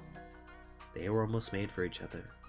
You have to remind yourself that this is, in fact, very literally true. But between her skulking in the shadows and him looking forlornly out of the windows every few moments, to wonder if these kids get any work done. Now, the effective second in command of the corporate machine is standing in front of you with an expectant look on her face. She's holding her signature clipboard, the weapon of choice for a ruthless itinerarian. get right to it. She doesn't even bother to say anything. She just clicks the end of her pen once, somehow managing to make it sound like a question. You both know that she is here for your report on the burglary, so you get right into it. Your eyes drift shut as you begin to recount the afternoon's findings. Something about the darkness makes it easier, like you're giving up the information and emptiness to fill. Your mouth moves on its own accord, recalling everything in discrete, itemized chunks. All the while, the faint scratching of a pen and paper accompanies your low murmur. It's not a kind of music the two of you make together sometimes, a routine that's familiar despite the business atmosphere. Eventually it dies down. Your story comes to an end, and you open your eyes. Amifi has stopped writing. She's looking down at her clipboard, deep in thought, her brows slightly furrowed. After a moment of silence, though, she looks at you again and speaks for the first time. In your opinion, what sort of people are we dealing with here? Her voice is proper, professional, poised. I'm not sure. There are several reasonable possibilities with varying degrees of mutual exclusivity. The only certainty is that whoever they are, they have some kind of connection with corporate. The amount of information they must have had access to speaks to that. I can't say if it's anything as serious as a mallet mammal with an organization, or just a matter of bad bookkeeping. Her eyes narrow at that suggestion. But either way, there's clearly some avenue through which these people were able to exploit internal information for their own ends. The heist was far too clean, too perfect. It was almost impressive. Mifi is frowning openly now and cuts your hypothesizing short with an upraised hand. This robbery was far from watertight operations, Miss Iopard, and you of all people should understand why. There was one key detail that demonstrates it. The bodies at the scene. The murder of our own employees. That was a mess. That was uncalled for. An unforgivable waste of troll resources. The theft in itself was so perfect that the deaths were clearly unnecessary. Anyone with that complete of a picture of the situation should have managed to avoid bloodshed altogether.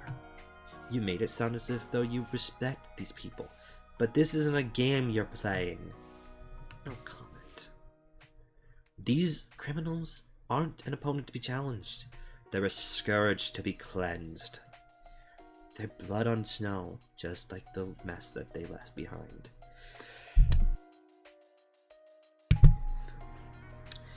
That's 3 more empty jobs I have to fill somehow. That's more temp work that needs to be done. That's something else sucking us dry. We try to fix this entire planet. Another vital asset plucked from our grasp as we work tirelessly, endlessly around the clock. Time is not on our side. The crime is a mockery pointed straight at corporate itself. Though her verse has barely changed in volume this whole time, it sounds to you that Kamifi has begun shouting by this point. Her words are ice cold and dripping with anger. Snowbound blood. Funny title drop. Whoa, holy shit, I can't believe it. It's the Snowbound Blood! You don't know how to respond to this, and so you like not to say anything altogether. Years of experience tell you that, in situations like these, the best move is not to make one. You're in the wrong. Hamifi breaks in and out and pointed at me for a few moments, before seeming to collect herself once more as her face inches imperceptibly back to an expression of complete calm. Sestro may take a more lax approach to deploying corporate assets, but I'm never one to let a good thing go to waste. Maybe it's the real Snowbound Blood was the friends we made along the way. I think that's the moral of this story, as we're going to find out. Just remember, Miss Eopard, you are much as an investment as any of our other initiatives. And safeguarding investments is where I come in. The investigation may run darker and more foul than you realize. Don't trust anyone. Well, this is new. She seems cautious, almost like she's nervous about something. She gives you a very direct look with this last warning. And you can tell she knows about your little bit of fan mail. Himiffy more like ham beefy. No. She is certainly not beefy. However, that would be good fan art. I would like God. a buff Himiffy sounds nice. God. I admit that's not my best material, but I just hopped in. That's totally fine. Rowan, how's it going tonight? I hope you're having a wonderful evening. Hello, Rowan. Thank you for coming out. What's going on? We are in the middle of Volume 1, and we are meeting with Himiffy, the second command of Corporate. Mm-hmm. I love her so much. Oh, she's very good. Also, give me a second. I need a tissue. Okay. Himiffy is so beautiful that Austin is crying. I'm fucking sobbing! You ever see a woman this beautiful? You know, I have two hands. One for Felicia, one for Himiffy. Help! God help. Let me get the Volume 1 transcript so that way people who are just joining can catch up. That's a good idea, yes. Felicia has left the chat! God. I'm not sure Felicia will ever see this. She does, she's currently at work, so... Yeah. I don't think... Okay, here's the transcript. Thank you. I also don't know if that she's actually read Vast Error. I don't think that she has. If she ever has the time, I would like to see what she thinks. That's very fair. Me too. The fact that someone else was contacting you so soon after leaving the crime scene is enough to make her suspicious. Perhaps rightfully so. But all the same, it strikes you as more than a little wigglerish. Don't worry, Miss Hecrix. I'm not about to get into the habit of it now, but any potential pockets of useful uncertainty should be examined and exploited before being discarded. You of all people should be able to appreciate that. I didn't get so far in my career without being open to every possibility. I highly doubt there will be any kind of confrontation. This person seems too content to hide in the shadows. And even if there was, just you remember, my winning streak has been going since before you and Betrothed were hatched. It's not going to end at the hands of some anonymous prankster. See to it that it doesn't. You're no use to us otherwise. And with that, your superior clicks the end of her pen in a way that lets you know that this meeting is over, as quickly and abruptly as it began. Bye! Goodbye! I miss you already! Makes a Miffy fan cam that's just changed the world. My final message, goodbye, and it's just that vanishing. She glides over to the door and leaves without sparing you a second glance.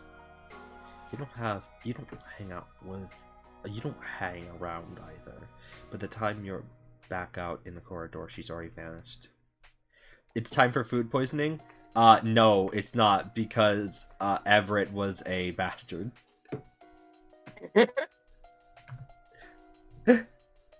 People eat the wind orbs basically as soon as the stream starts at this point.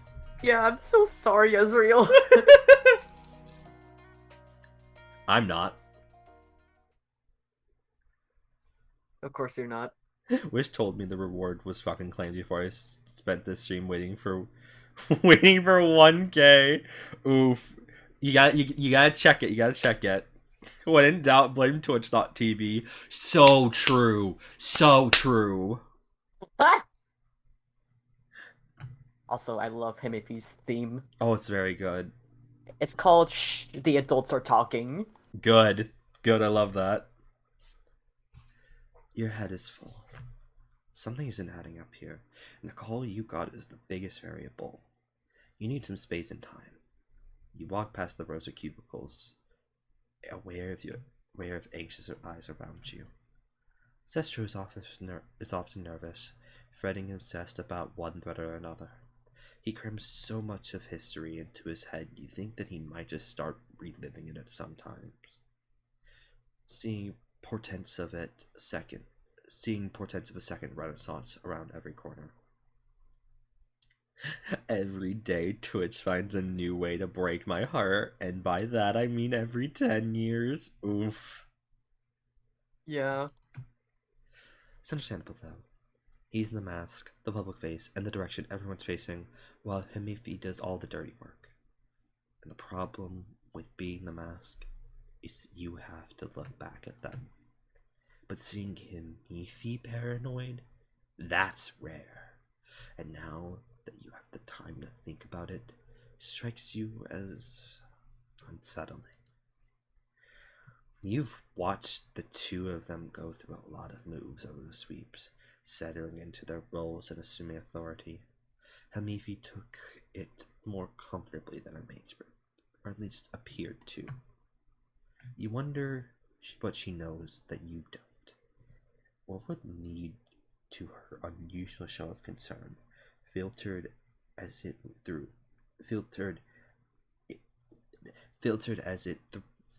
a desire to protect the company.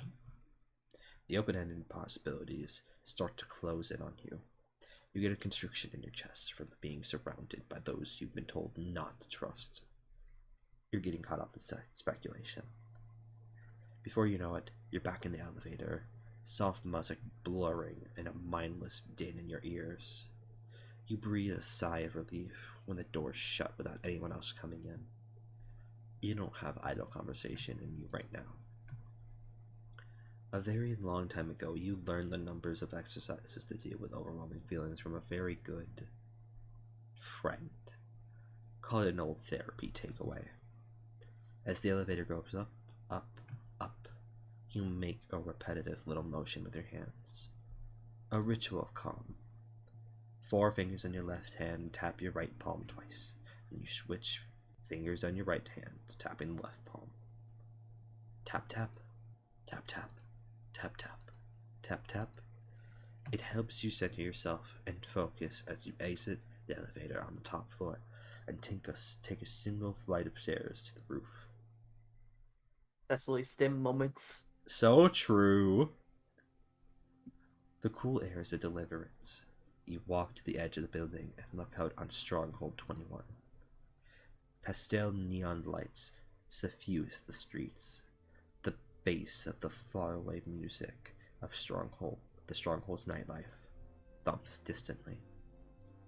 Colorful advertisements flicker on LED screens. This week's Skyrim relief, a brand new sugary fizz, the first 101th season of Who Wants to Be a Hyperlooper. I love the idea that there's just a weekly release of Skyrim. Yeah, it's so good. Skyrim V3. Oh my God. No. Oh boy, that's a deep cut right there. Oh my God. I'm gonna fucking annihilate you. Good. Oh God. That show hasn't been the same since a young man lost on it and destroyed the original set before spiraling into a full-blown cult leader. Hello? Mr. Al? Yeah. Mr. Al? Fucked up. Yep. Oh my God. Yeah, it is Weird Al. But there's a story for another time. It's easy to look inside these walls and see what the rafters on the streets see. A society without scarcity, a productivity and prosperity. But every bright light casts a shadow. You think of the bodies, face down in the snow. Bondmates giving an impersonal phone call that would break them. A deep breathing voice taunting you over a voice link. Think of the 1,000 reasons someone would turn against this world. You think of more why someone outside it would steal, kill, break, just to tear it down. The breeze gives you a chill. Lines of probability start to firm up in your mind. This world is balanced on a precipice, and somewhere out there, a conspiracy has emerged to steal a piece of its history, one that may push it over the edge. It's up to you. Time to make a plan. Seeing Cicely with like actual troll proportions is so weird. Yeah. It's really good though. Love that end screen. It is very good, yes. With that said though, it's just like round. Round. I simply see your head, and I will in fact oh. What did I do? What did... Streamlabs is just showing me a fucking, like, is just showing me a blank fucking image of the TV screen that I use and nothing else, and I don't know what to fucking do with it. Oh no. Okay. I'm looking at the stream itself. It looks normal. It does. It does look. Also, hi Heather. Heather says, "Hey Austin," smiley face. I don't see. Okay, so my chat's been a little weird for the past few streams. Sometimes it will just stop showing up on the right side of OBS, but it will start. It will show up on. Oh, there we go. There we go. Okay, all right, we got it back. There we go. Streamlabs was just having a moment. So true. Hey Austin. Hey Heather. What's up? What's going on? Love Snowbob Blood. Love Snowbob Blood. Okay. I wish I could read it sometimes. Okay. Yeah, what's up? So we're done with Prologue and Volume 1, and I know that you planned on it being just those two, but do you want to continue a bit further? Because I know it's like... Yeah, okay. I think that we probably should. I expected... when you said that... When I was told that Volume 1 was a long one, I expected to be longer, but that's fair. Alright. Yeah. Alright, let's fucking go to E. Volume 2! E! I will allow Heather to curse you. Fucked up, but E. E. E. Oh my god, alright. Alright, okay. Let's move the TV back over now. Alright. Oh boy. You've been E'd. I sure was E'd, huh? So true. A theft has occurred in the Northern Wastes. Stolen. A pilfered of the Vivifier's blood, said to have supernatural properties. In charge of the investigation, yourself. You have your orders, and you have a case to solve. You think you should start close to home. Known quantities. You got 2 candidates in my data features. You choose. Oh boy, it's the power couple. Are they actually a couple? Yes, they are. Good. They are Exams characters, and I love them to death. Oh, these are the ones of Thaumatrope, yeah. Thaumatrope. Yes. Okay, I love that. Good for these little bitches. Okay. I told you I'd do it once. I could have waited till the end of the read. Yeah. You know what? Fair enough. Love that for you. Let's go with Right Pite. Alright, okay. If there's one character that I say that you would probably kin, it will probably be Right Pite. I thought it was Necron as well. Both of them. Fair enough.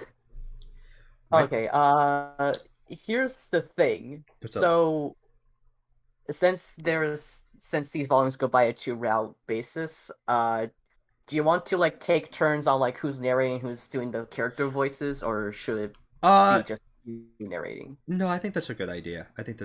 So, okay. If you don't mind, would you like to read this one? Okay, sure thing. I'll read the narration of Cecily in Right Pite's route. Also, hi Tyson. Yo, welcome. Tyson, how's it going? I've having a wonderful evening. Thank you for coming out. How's it going? We are starting Volume 2. Business and busy work. Okay. Ripite Koldan. A simple enough start, you feel. You're not one for pulling a metaphorical hamstring, and you still have a day before you'll be heading to Idolic Acres. Can't waste time. It feels good to be hunting for a squeak beast after so long. You really feel your vicious Verminator senses shed turquoise tears of joy. What a confusing portmanteau. You're not quite sure if the latter half of the Verminator's wordology is Terminator or Exterminator. Perhaps you could claim it's a portman trio. Yeah. This round is written by one alienoid, and there's a lot of puns here, and I appreciate that so much. Good, very much. You're doing good. Samosas, yo, that's nice. Enjoy your fucking samosas when they come out. Yeah. We are having a good time. We're doing pretty well. Yeah. There weren't many particularly interesting details attached to Kuldan's name, but regardless, you'll pay him a visit. His ties to Scorp would potentially give him access to deadly secrets. Once you arrive, security is perfectly apathetic and nonchalantly allows you inside once you flash your credentials. You spare half a thought wondering what he thinks you're doing here, but you ignore it in favor of giving Raipi's Troldex card another glance as you enter the elevator. Ding. Good ding. As luck would have it, when the doors open to a chorus of keywords clacking like mechanical chirp bugs, your eyes drift from the car to the man himself. You examine him from across the room. He appears to be talking to a coworker. Judging from the frantic motions of his hands, he's explaining something big. This guy has always been one for animated gestures. Recall, Raipai Kuldan. This isn't the first time you've seen his face, but it's not really much more than the fourth. You never forget a face, but even if you did, his will be off the table. He makes a strong impression, especially in the conference room you first saw him in. He had ideas for Scorp themes, a relatively new concept, especially considering you first heard the app a few days prior. His arms would move about, not unlike a cartoon character. The glow of the projector made his white teeth blinding. His smile almost looked fake from how real it looked. There were themes for each department of the company. You remember rolling your eyes as you started with the accountants, loyal logarithms, or the security guards, ostentatious oculars, serious sass, secretary serenade. He'd mentioned that one in particular was for that lovely lass at the front desk, who evidently had a habit of doodling hearts onto her work papers when she was bored. When you looked to your left, you saw that exact secretary, face buried in her hands in mild embarrassment. Not exactly a secret with dire consequences, you think, but also you didn't care. Perhaps the strongest quality he has is his voice. Deep, but not rumbly, like black honey. It demands attention. Lost? Wait, what? The organization is divided up into loyal algorithms, ostentatious oculars, serious sass, and secretary serenade. It's lost. It's lost. I've been on this project since 2019, and I never noticed that. Help! I never noticed that at all.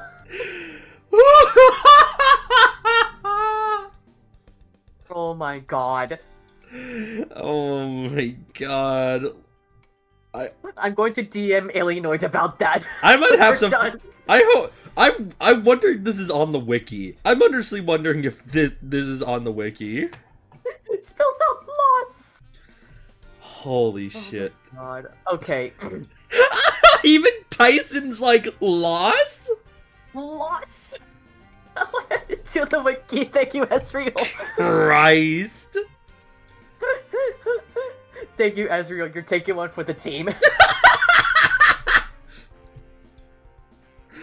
You could further recall moments spent in the ablution trap, the patent-pending inspo nuggets intermission of the meeting in your mind's radio, but you try not to lay your recalls like that. Perhaps you should do your recollection outside of the timed automatic doors next time. Yeah. With a mental sigh, you open the doors again. Exit. You step out of the elevator and into the office. No time for games. Wait for the first sign of a break in his conversation and approach him. 1 second, Don. Yo, go enjoy your Din Din Soul. Thank you so much for coming out. I hope you come back, but if you don't, I'll be a great evening. Yeah, have a good dinner. Go eat Din Din. Din Din. Alright. You clear your throat and give him a curt nod as he turns towards you with a look of surprise on his face. Raipai Koldan, my name is... What? I didn't see there. The way he reaches over to shake your hand with both of his catches you off guard. It reminds you uncannily of those old greeting machines used at corporate convenience series that would come to life at the press of a button. Creepy bastards. Thank goodness they've started using people in costumes for that instead of robots. You appreciate a personal touch. Soul's asking for transcript. Okay, let me get a transcript. Thank you very much, bud. Of course. Blood, volume 2. Guilty as charged. Raipai Koldan, but it looks like you already knew that. Guess my reputation pursued me?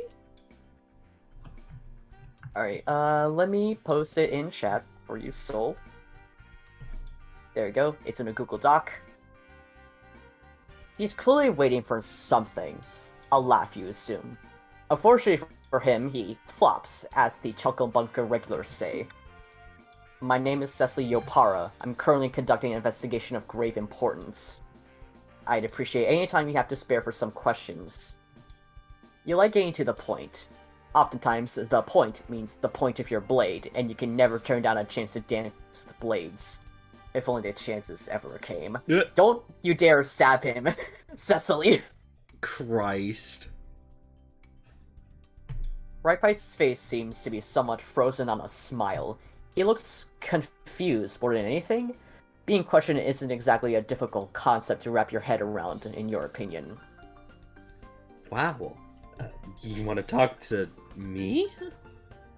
It's more believable than me asking this of your colleague over there, the one that I'm not personally engaging in conversation with. Yes, you. The teal behind him is definitely finding his work very interesting right now.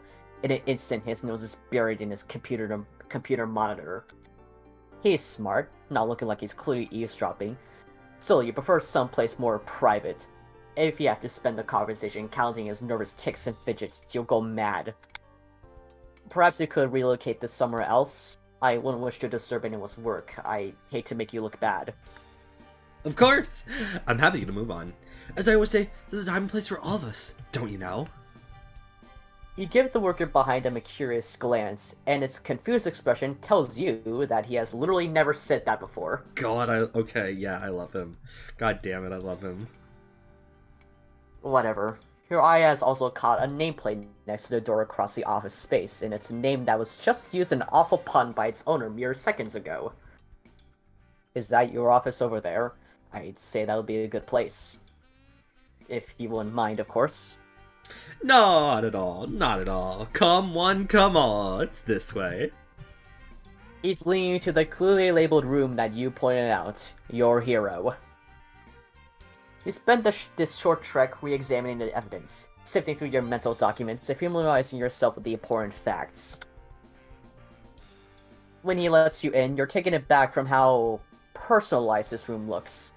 It feels like it could only be his, and you barely even know him. That's what I really love about this background. It's so him. Oh, it very much is. I fucking love the Sphinx blowing something up. Yeah. What is it? Before you put your socks on, put your confidence on. Oh my god. He's all about those fucking just like those office posters of like, do or do not, there is no try. That kind of thing. He would own a Per Beast hanging off a tree branch poster. Yeah. When he lets you... Oh wait, I already read that. Your mind works fast to find the theme in the miscellaneous junk spread across the room. You see a joke book, a calendar with everyday marked, a miniature ray gun model. Arms hoarder? He doesn't seem like the type. That microphone making itself comfortable on the desk catches your eye. He records something, apparently.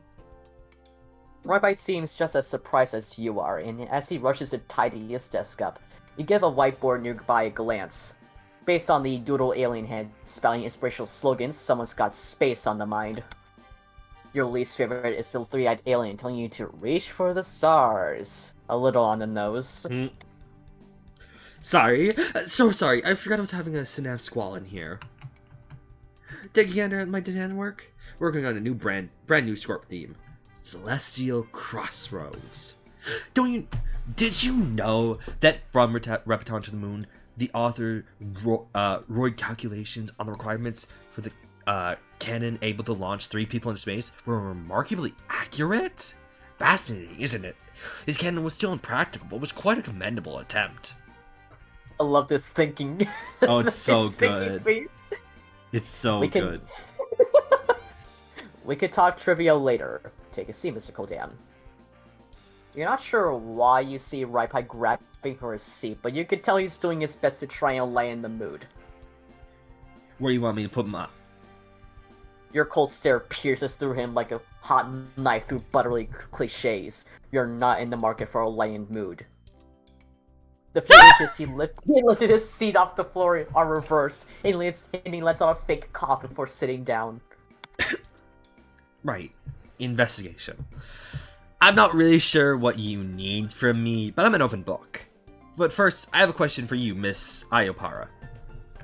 For me, you say? I was under the impression that I was questioning you.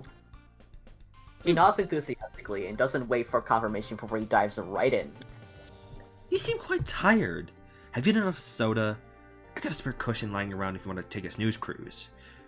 Your business can wait, I'm sure. Self-care first. Is he trying to change the subject?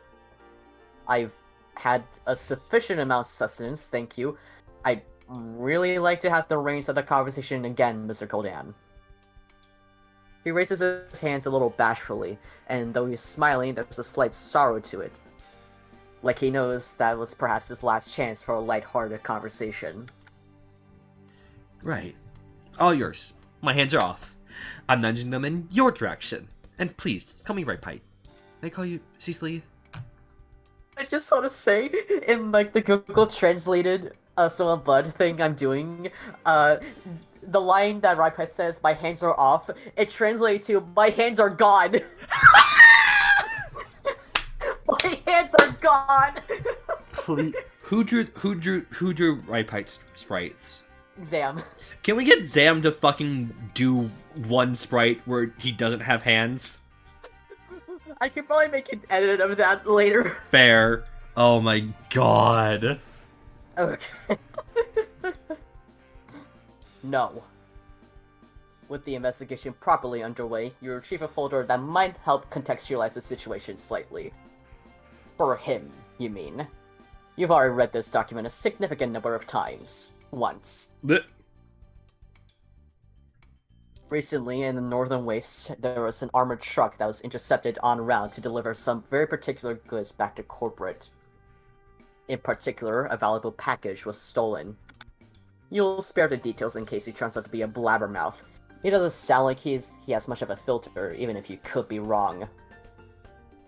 It was an unscheduled transport, so the culprit must have ties to corporate. Would you happen to know anything of this operation, before and after the fact? Is there talk of any Arctic antics in your area of the corporate ladder? The look on Rypite's face is one of slight concern, and while you're trying to figure out whether it's genuine worry or just a cover-up, he gives you his response. I can't say I've heard of this, but that certainly sounds dangerous. Is everyone okay? Yes, you almost say in the most disappointing voice you can muster. The armored truck full of priceless assets was intercepted and nothing happened. They had to pay a fee for crossing the bridge, draw straws to see who'd be stuck being the driver, sing an obnoxious repeating song the whole trip home. 3 employees died, 2 armed guards and the driver. You start to lose faith in the idea that he'll be any help to you because he's getting teary-eyed about 3 complete and total strangers he didn't know existed until tonight. Golly, those poor souls. You weren't really doing their jobs, protecting that truck. The poor driver. Trying so hard to drive so far. Didn't even matter in the end, your mind whispers to itself. But you let him grieve for a few more seconds. That truck. How did it endure the harsh cold? I hope its driver loved it and cherished it. That package must feel so scared and lost in the hands of who knows who. Are you absolutely sure there is nothing you know about this truck, Mr. Kolyan? I find it difficult to believe that you have zero ties with this incident. Gosh, I'd love to help. I really, really would. But I don't know what ties I possibly could have. I mean, I wear a tie, if that's any good. But I could maybe toss you one as well, if you'd like. I'm positive you really pull it off. You're not just unsure if he's the culprit, but you're downright rooting against it. Please, please, let there be a better antagonist to chase. Help. Oh my god. You have a way to know for sure, and that method is the rest of this interrogation. There is something I'm looking to tie up, and it's all the loose ends of this case. Yeah, you think, what a badass comeback. Right looks positively stunned at your sense of professionalism. God. Cecily's so fucking good. Tell me this, why do you think I'm here? Questioning someone who seems to know nothing about this case. There must be an obvious connection you have for me to be spending my time here.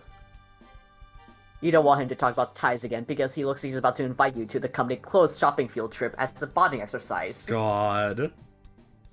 Instead, you give a brisk nod of your head to his whiteboard. Consider, you work for Scorp. Let's say, hypothetically, you work for Scorp. It's the only relevant chat client around. Information is your deal, is it not? Especially with a battleground devoid of competitors. Sure is. After all, if you got information, you got victory. As once a great man said. That's been my motto forever. He's looking very confident for a solid 3 seconds before it all crumbles like a house of cards into the endless void of uncertainty. Or was it you can't spell victory without information? You can't get information without giving victory. That was it. I'm sure of it. Funny you should mention giving victory. I've got some questions to ask you about how this information may have been leaked. I have reason to believe that you, and this entire company, could be involved. And if you really want to help me out, you'll answer some questions. Though he looks alarmed, either you made a crack in the case or he's just very paranoid, he doesn't seem to be panicking. Well, I'd be a bit of a dummy if I didn't try to clear my company's name, wouldn't I? Please, ask me anything. And you're off. More investigation part. Okay, press about Scorp. It's the most logical question considering you're dealing with someone, somehow, knowing something. Like all crimes committed by people who are awake. Yeah. Scorp is all about information. You intend to find out how your info was passed to an outside party. Scorp just blew up out of nowhere, didn't it? Hadn't heard a thing before it was suddenly swallowing its predecessor with an unhinged jaw.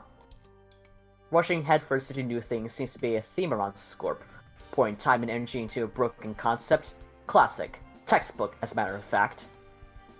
I'd imagine you're quite proud of yourself being so high up the corporate ladder. Last I checked, it ranks #1 on my list of favorite things. Your eyebrows quirk at such a strange notion. You're perfectly capable of keeping up appearances, but #1? That's impressively high ranked. If there were a collection of high ranks, that would be the highest. There would be no end to the elevation of that one rank. You're quite fortunate. Not everyone can speak so highly of their jobs. Most people reserve that spot for loved ones or particularly tasty foods. Well, that's my soulmate too. And also my friends. Oh, and my Lucis. Can't forget about him. Also, have you seen Space? That's up there too. Not personally, no. Okay, there are a few ways he could have been involved, being the center of the information highway, or likely being close to people like Sestro. You could approach this a few ways. Really though, you wasted enough time, and you'd really like to hurry this up. I'm going to have to ask you to show me your Scorp logs. As someone so closely involved with the inner workings of Scorp, I have to make sure everybody's clean. You understand, don't you?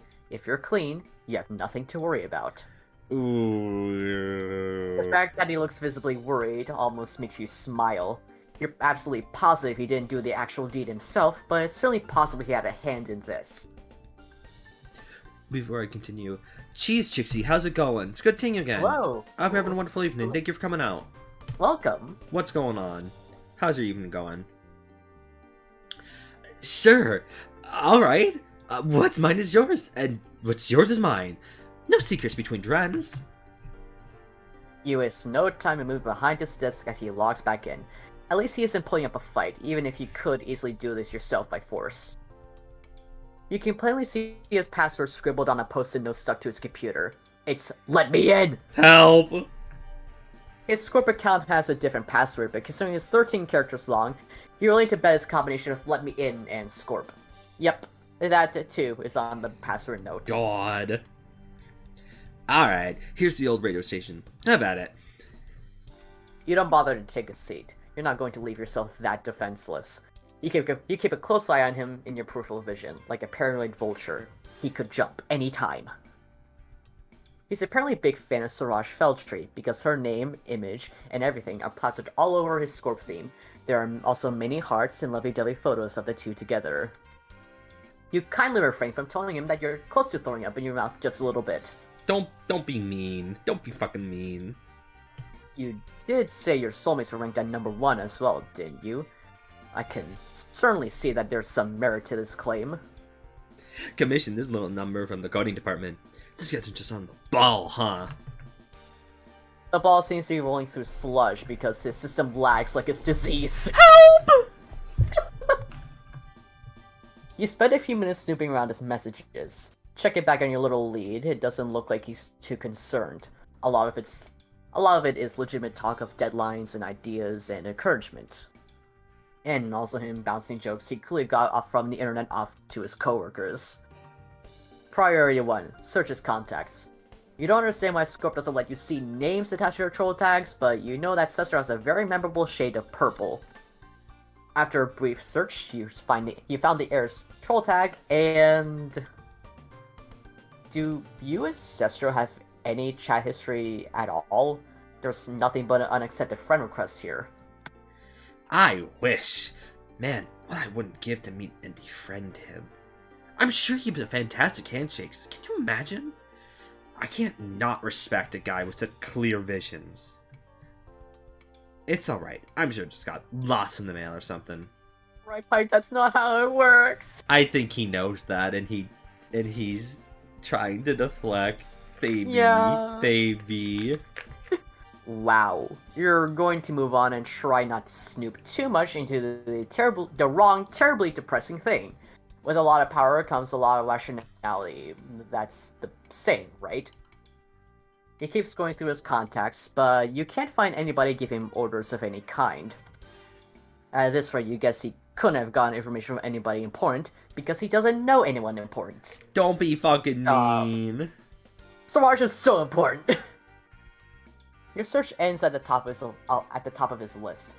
And when you're about to investigate Sagacious Mediator, he gets a little antsy. This is... Siraj, I take it? The one and only. The best and only Siraj that there is and ever should be.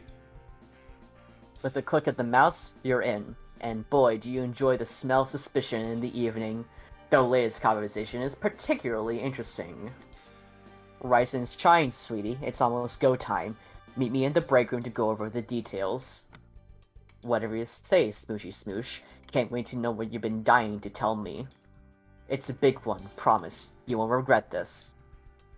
You don't know how to feel about the fact that Ripite wasn't the one saying Smoochy Smoosh, but more importantly, timestamps date this conversation less than 24 hours before the crime.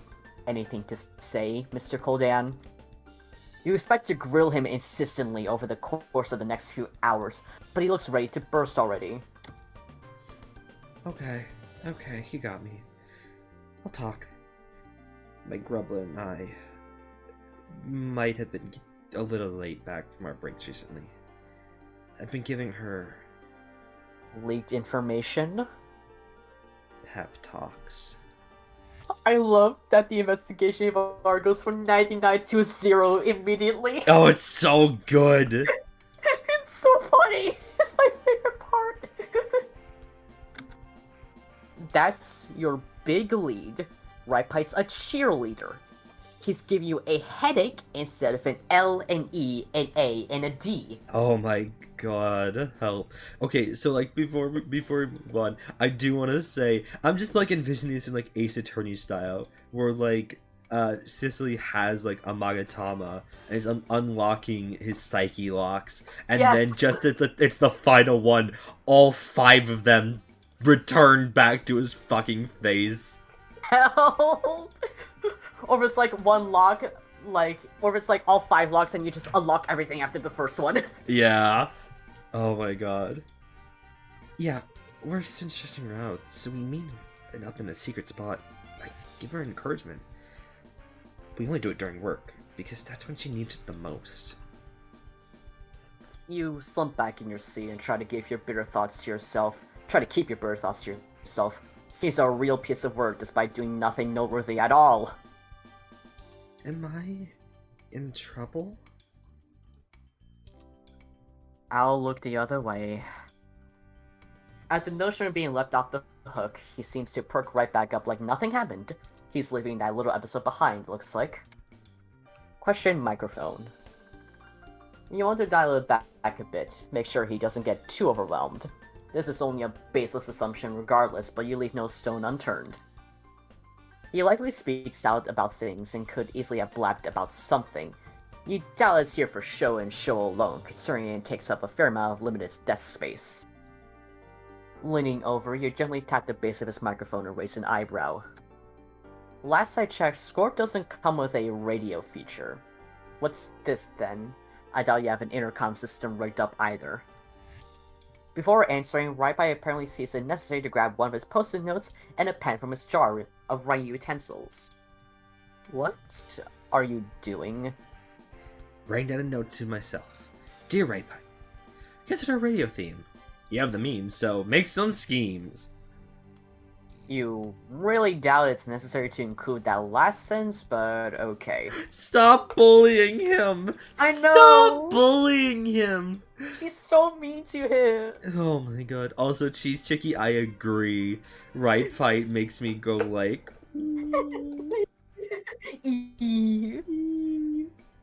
He finishes jotting down the idea you've given him and sticks that on his computer monitor along with other similarly neon-colored notes. Ooh. Sorry, I almost read Rhypite's lines. No, it's fine. Well, this excellent boy right here is my partner in trying when it comes to my podcast. That's news to you. Seems rather counterproductive to mix works and hobbies, doesn't it? Wait, hold on, I just made a discovery. You can fucking go back and forth between lines with the mouse wheel? Yes, you can. Oh shit. That's so much more convenient than going into the menu and looking at the log. Yeah, you can also, like, set it to, like, let's see, options. There's a rollback side setting in the options menu, and depending on where your mouse clicks, whether it's left or right, you can roll back text. I love that. I'm also making him do a funny little dance right now. Incredible. Da da da da da. Yeah, I'm having too much fun with this. Incredible. Oh wait, no, I've gone too far. I went back too far. Oh no!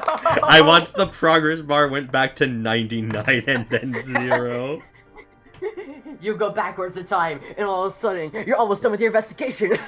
Alright, this is my let's play of Snowbound Blood, except I read every line in reverse.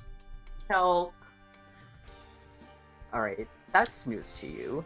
Seems rather counterproductive to mix work and hobbies, doesn't it? Now, I know you may be wondering why I have my setup here at work. Fear not, there's a perfectly reasonable explanation. If I want to rope a friend in from work as the Weiss special guest, all I have to do is open the door. Actually, You don't particularly care for the way he's eyeing you, like he knows exactly how to ensnare you in a friend trap, nor the way he presses a button on his mic and clicks something on his computer. He says, check, check, beam me up, check, check, and it syncs that he's recording. Yippee! The only reason you don't stop him is so that you can get a feel for his narrator style, how casual he is. See if he'd be the type to let secrets slip. Good evening, ladies, guys, dental clouds, and every raindrop in between. It's a healthy number of degrees above freezing, and I'm your host, Ripite Coldan. To your surprise, there is a change in demeanor. Yes, he is still smiling far more than anyone else in the room is, but his voice softens somewhat. Unfortunately, it gives you pretty much no new information, so you're stuck listening to an episode of Ripite dialogue for now.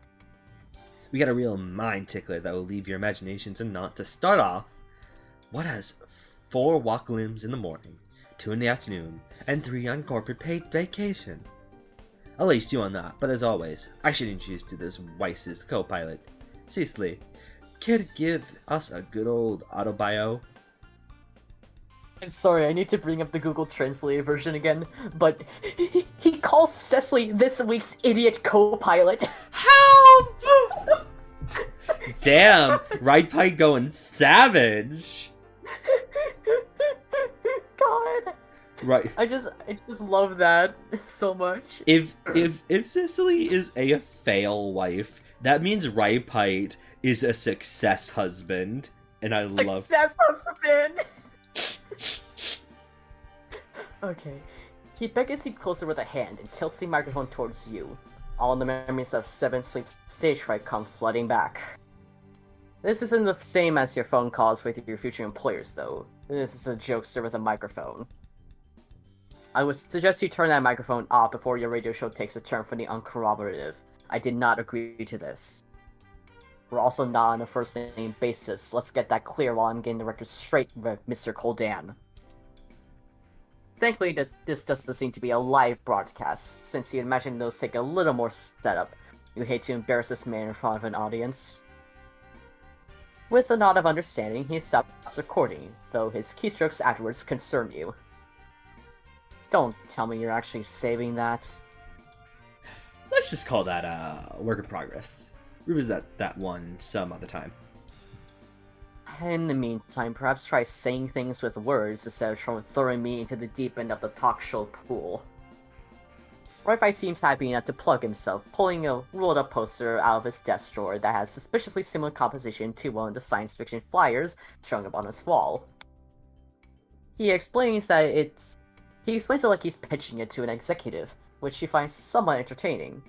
He's just missing the oversized paper that he pulls back to reveal storyboard and marketing research. Whether or not it's a good day, it's a podcast I run in my own time. It's just me and my new colored pilot every episode. We talk about what else in an after conversation, the weather. We got a segment for Nito riddles. We talk about sci-fi, the occasional glad lib, but it's primarily weather talk. The answer to that riddle was a troll, by the by. It was a stretch. At least you can add almost starred on an audio show to your resume. Ironic, the blade muter hits the cutting room floor. Wrap it up. You're wasting your time, you think to yourself. You've gained nothing from this conversation. He's looking at you, suddenly asking what the problem seems to be. It's not his business, quite frankly. He's giving you a gentle look like he's trying to sedate a frightened animal. Are you sure you're doing okay? You don't seem to be in tip-top shape to me. I'm fine. You've only wasted precious time on a false hope, after all. Ripite doesn't look convinced. I didn't let you down, did I? I didn't think you'd notice. Ouch. You see him recoil a little, but he manages to fight through it. You appreciate the resilience. You won't want to draw attention to the bawling boss in his office. Sorry, it's just been a rocky start to a very high-stakes investigation. How old are you, if I may? 12. 12 sweeps. I'll assume you're the same. I'm practically twice your age.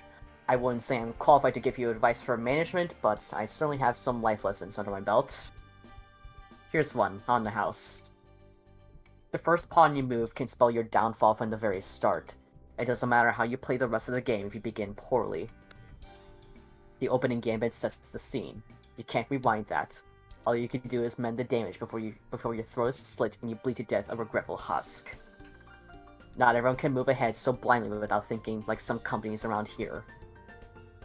A moment of silence hangs uncomfortably in the air as he tries to figure out what to say. You can see the words buried under his tongue, different ones attempting escape with no luck. You start to pack your papers and stand up, thoroughly spent from a few hours of learning how much of a goofball a boss can really be.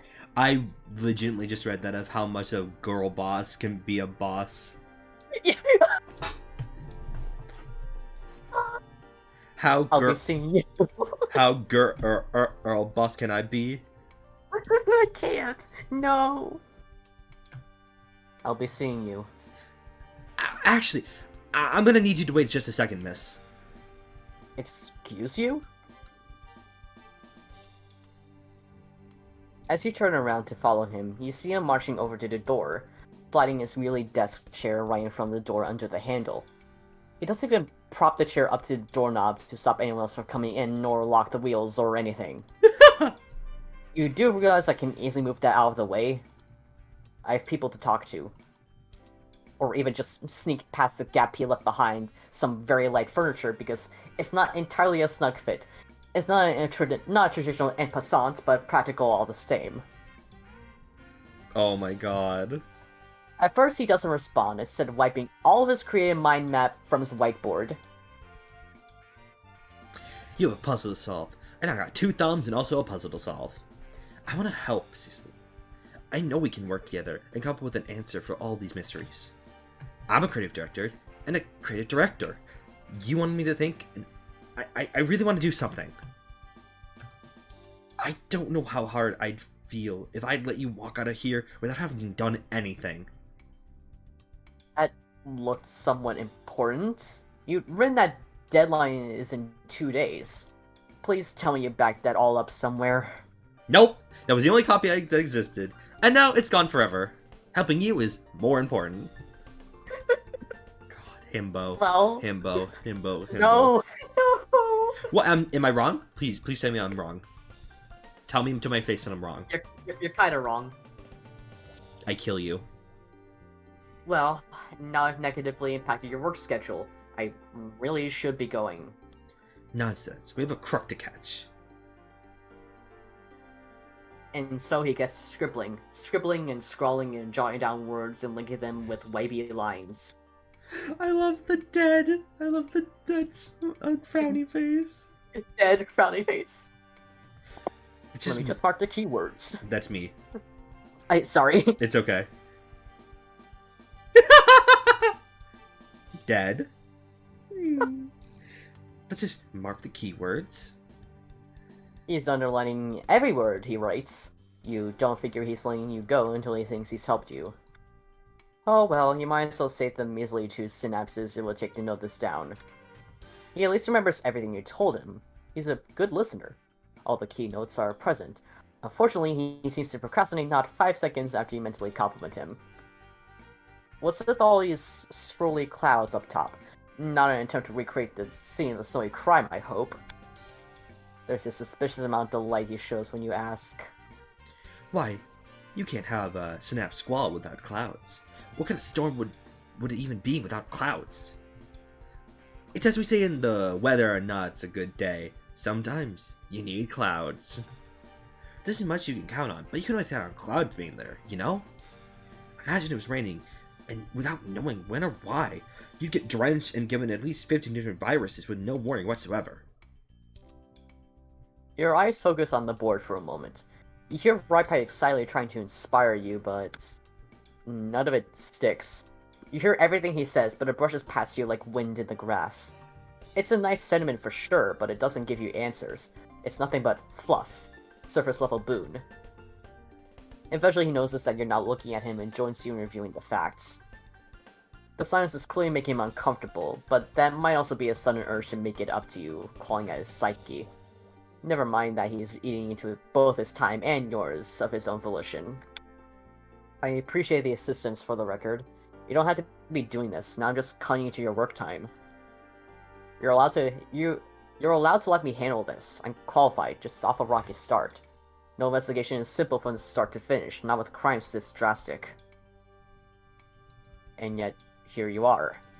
You try hard, I'll give you that. Just don't leave your employees hanging for too long. Ah, don't worry about my job. They'll be fine. There's a time and place for all of us, don't you know? You're getting a strong wave of deja vu. Recall Ripite's inspirational slogan. This happened like half an hour ago. You don't need to bring this up again. What's next? Recalling every time someone says hello to you? God! Move on. Ripite goes to scribble more possibilities down. You can't see past his body, so you're left waiting in suspense until he pulls away to present his new theories. He just jumps to the left. Good. No, they weren't frozen to death. It was intentional assassination. The cuts on the bodies prove as much. Plus, they were driving inside the vehicle, where it snows considerably less. Phooey. The board squeaks as that notion is erased, and replaced with another not 10 seconds later. They didn't turn on each other either. Who would have run off with a vial if all three were killed? With another tisk, he's pulling one more idea on the line, and that's just the plot of a mystery novel released 4 sleeps ago. Yeah, it's talking about the character arc of one of countless Brendan Fraser roles in the film adaptations. I can't believe Brendan Fraser is a legitimate troll name. I'm gonna lose my mind. Yeah. Is he serious? He looks serious. The plot of that book looks even worse scrawled on a whiteboard, but you decide to bite the bullet and pat him on the head. You know what? I'll let you know if you get a ransom note from a man with many skills from inside corporate. I sincerely promise. Aha! I knew it. It's always someone that comes from the inside the company. Who else would know what's inside that truck? You're the one who said that, but whatever. You bite your tongue as you drag the impromptu blockade he set up out of the way. You're eager to find some new leads, and even if it seems anticlimactic, you need some space. Oh. Are we done? But of course, I have an infiltrator with many skills to catch, after all. Thank you for your help. You try in earnest not to sound sarcastic, because then you'll probably be subjected to more randomly generated murder mystery plot twists and hurt feelings. It seems to work because Ripite catches and shakes his head, and shakes your hand goodbye before you can escape, and tosses you his business card while he's at it. It's gonna branch out if you need help. Every branch comes from the same tree, after all.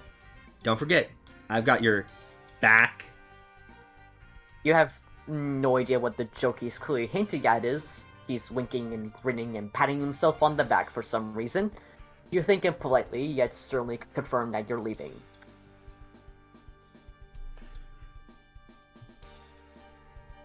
You breathe out a sigh of relief when you finally step out of his office.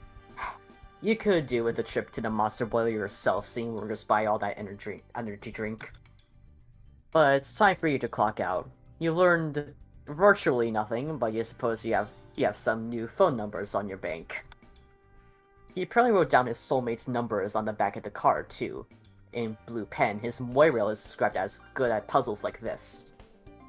You start to wonder whether or not it's worth to reach out to another detective before the reason his voice had inflected strangely earlier dawns on you. On the back of the card. You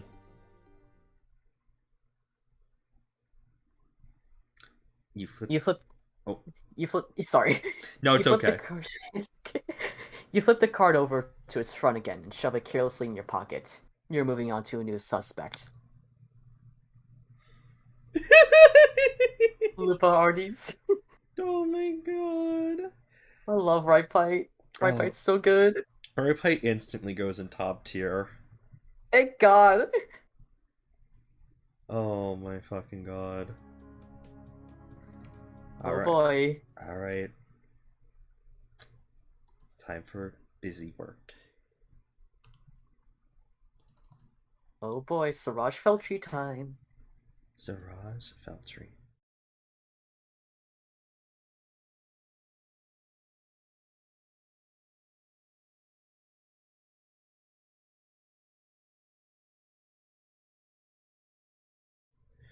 Zaraz Feltry. The obvious choice. According to your intel, she had a shipment of goods coming in on the very same truck that was carrying the Vivifier's blood. Not only that, but she's a fairly high-ranking middle manager for one of corporate social media enterprises, Scorp.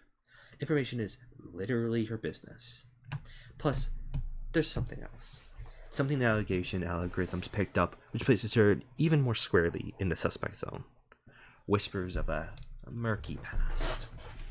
You planned to meet her at her office and deal with this quietly, but earlier today, when you stopped by, the receptionist said you hadn't seen her since the wit's end. The weekend. Oh, okay. Yeah, weekend, like, WICE is just week. Got it. Feltry hadn't turned up to work, and hadn't buzzed ahead to explain why. So not so much as a sick note, not answering calls either. Yes, it's Siraj time, let's go. It's wife hours. Wife hours. He offered to leave a message on your behalf, but you were out the door before he could finish the sentence. Playing hard to get, on a day after the heist, might as well have been handed a confession note then and there. If worse comes to worse, you have to organize a search party. At the very least, you need to pick up some kind of trail.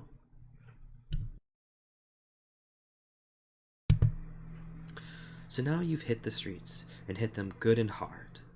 Like, you've tied the streets up for an interrogation and slapped them around a bit.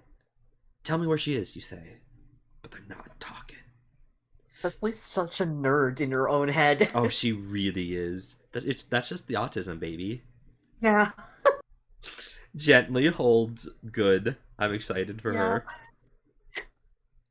You cut through one of the parks in the center of the stronghold, making for your personal garage while you download some of more Feltry's personal details on your overhead. You're walking by briskly, the pedestrians and plants, wildlife, and wayfaring strangers blurring by as you concentrate on the task at hand. Your long coat starts to do that thing where it's like billows out dramatically behind you and stuff. Not that it would occur to you, of course, but it looks cool as shit, and we're all very impressed. God. Strolling couples park to let you pass. Urban cornfowls scatter squabbling to the winds at your approach. You take a recreational kick spear to the head, and you don't even care. The game is on. You have a Trollerix card up on the visor, ready to bounce it through the regulatory's internal system and psych up some grunts on this fugitive. You have orders aplenty, and boy do you love giving them. But then, as you round a corner, you come to a sudden stop. It takes you a moment for you to focus even on to realize why, before your eyes refocus, looking past Feltry's card on the screen. On the park bench, a little ways off, is your suspect. You can't tell if she's awake or asleep, but either which way, it's clear that she's clearly in a rough state. She's rolled haphazardly over the seat, face down, arms and legs pointed in random directions, in a business attire in utter disarray. Her hair is a mess of tangled black curls. One shoe is making its absence known, and a briefcase appears to have become lodged in a nearby garbage cylinder. It's a scene of perfect chaos. You feel your shoulders slump in disappointment. This is to be the shortest game of per beast and squeak rodent you've ever had in all the long sweeps of your career. And here you were, getting into the swing of things. The very least you could have done is made an effort. Help? This is a person. Yeah. Cecily, this is a fucking another troll. What the fuck? Yeah. But maybe the scene is just a little too perfect, too pristine to panic, implausibly inventive to its incongruity. Just seriously and altogether too batshit. Cecily doesn't suck, but maybe a little trollmanity would be in her would be good for her.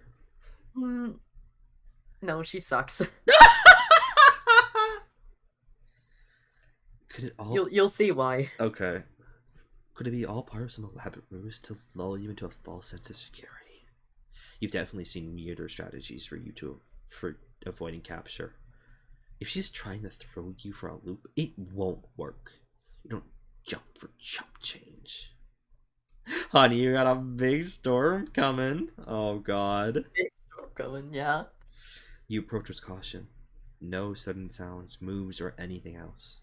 You're the polar opposite of suddenness in every respect. Your advance is so slow that one of the corn fowlers from earlier lazily flies down, and with complete lack of abruptness, perches on your left horn. Perhaps she mistook you for some unusually fast-moving foliage. Any glacial attempt to swat the plum pest are futile. Your sluggish waps are a mere caress into the indifferent animal. That's just how unsudden you're being. Suddenly, a phone rings. Motherfuck! The slump figure immediately springs to life at the noise, flailing wildly for a few moments, before toppling sideways off the seat with a loud crash. You brace, ready for her to make a run for it, but instead she stands bolt upright. It starts to contort every which way in a desperate hunt for her mobile. Her hand comes up to her ear and... Oh, so that's where her other shoe was. Hello? Hello? She near bellows down on the smart casual phone before realizing the mistake. Then she throws her hands up in frustration and the boot over her shoulder and lands on a tar pond a short distance away. Before she can find the real thing, the ringtone stops in a manner which should only be described as spontaneous. Oh, you have just got to be shitting me! She looks all around, starting to collect her scattered belongings. She begins to leave out. She picks a few leaves out of her hair before turning to see her shoe slowly disappear into the black sludge. Fuck. She doesn't seem to be the least bit aware that you're here. You gotta give one of your signature hems, tired and tested through the sweeps of stoic arrivals. A cough that could announce royalty.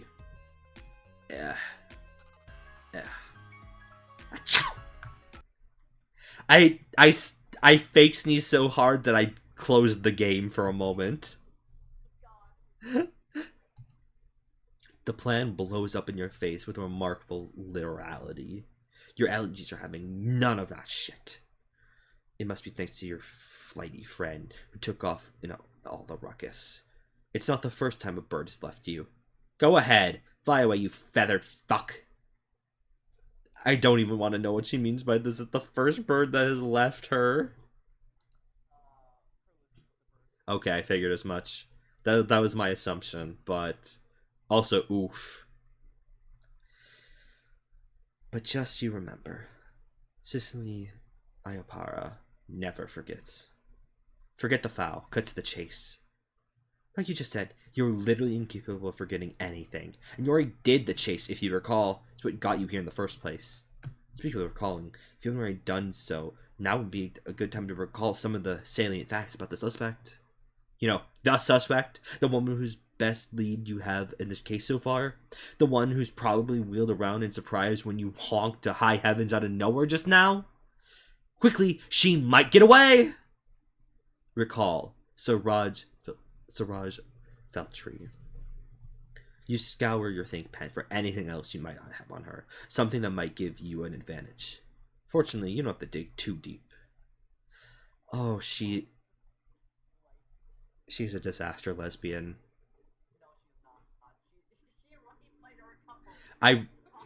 Yes? And? Oh, okay, fair enough. She's a disaster, but she's. I almost said it again. She's a disaster bisexual.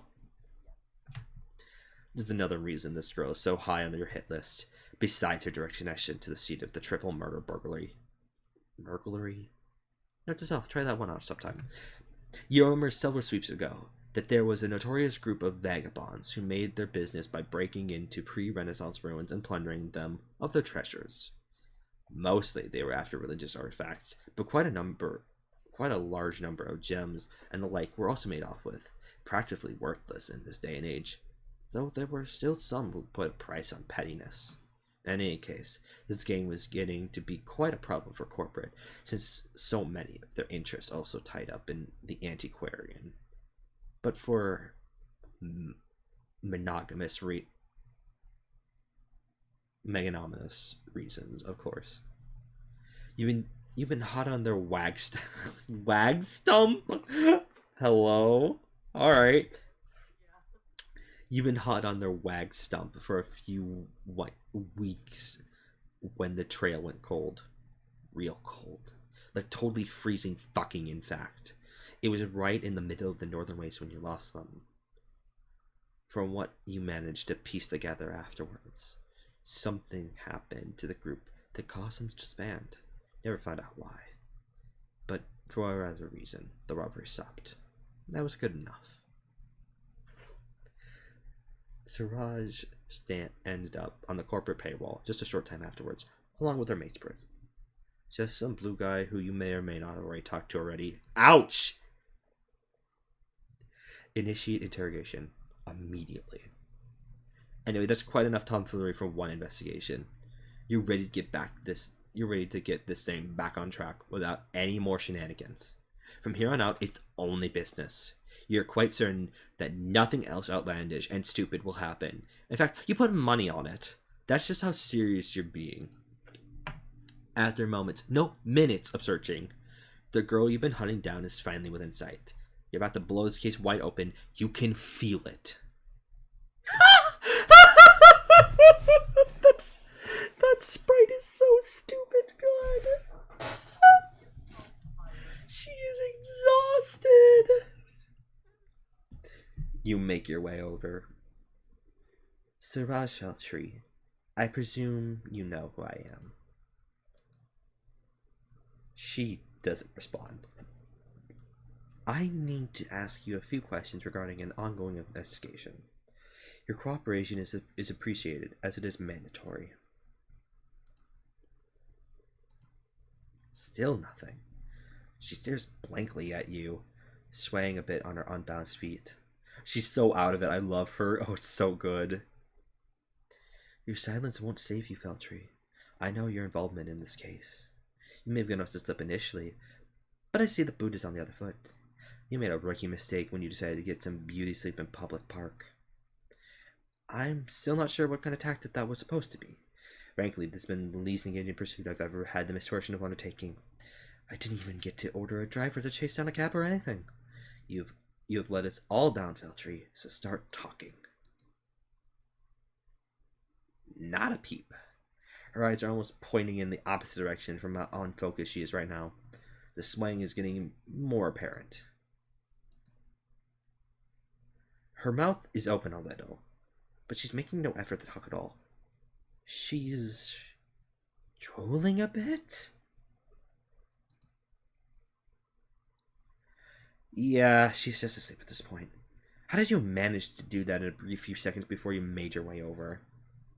It's just kind of amazing how she's managed to stay upright like that, truth be told. It doesn't last much longer, though.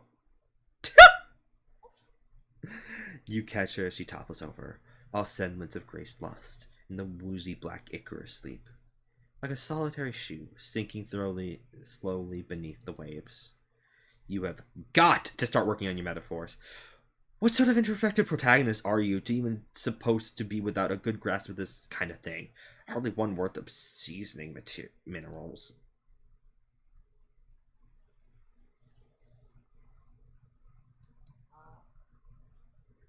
The suspect is now cradling your arms, snoring gently. Despite losing her grip on consciousness, she still managed to hold on tightly to her soda cup somehow. She begins to turn her face into a chest a bit, and begins drooling all over your lapel. Just full on rubbing that stuff in. Like she's giving you a coat and a giving your coat a spit and polish with extra spit. This is completely unacceptable. This coat was a gift from someone a long time ago. It's irreplaceable. And what's worse, it's dry clean only. You still need to question her, and there's no way she's coming back to your office in this state. There's only one thing for it. Her place it is. In one motion, you grab her by her waist, lift her up, and sling her over one shoulder. You hook up her briefcase, the end of the Prospina's scabbard, and swing that all over the other. Then you start walking.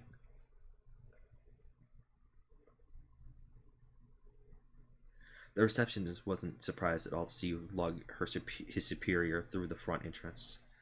He just handed you a spare key and waved you upstairs, almost bored. Help! Fucked up. That was about half an hour ago now.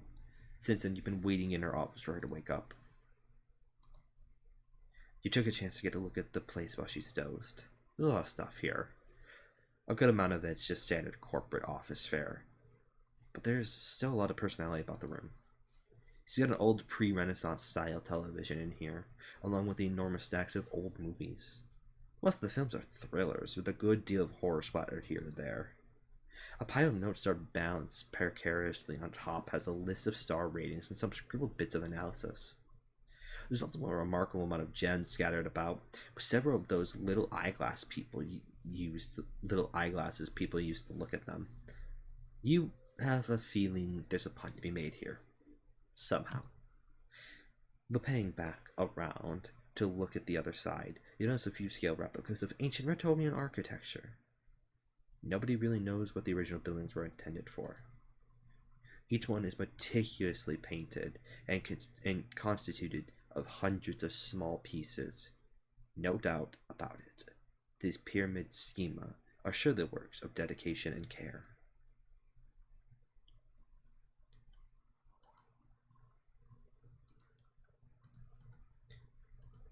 Sounds like she's awake. Just a normal Tuesday. You know what's so true? Without really paying you any mind, she slowly starts to go through some of the files on her desk, wincing it with every movement. No rest for the wicked, you guess. Her arms and hands are moving almost automatically, reaching for pens and papers without looking. She looks very tired, despite having just 2 naps back to back. She sighs and looks over at you. Can I help you with your Yapara? Or are you my second best chair just getting to know each other? Oh, so it looks like she did notice you here after all.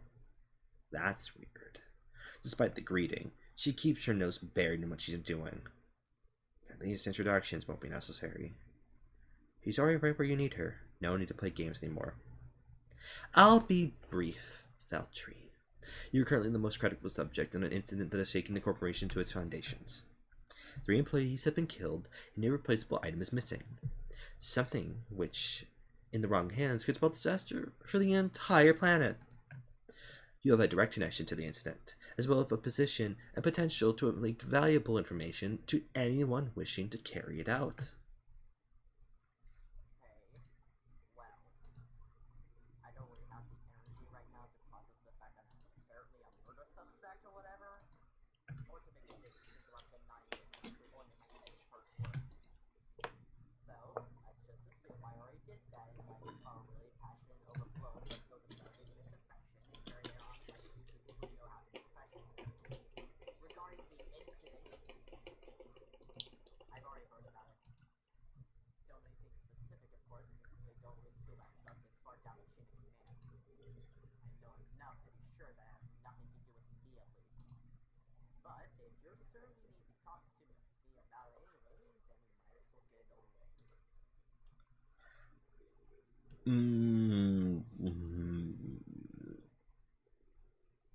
Missing this morning.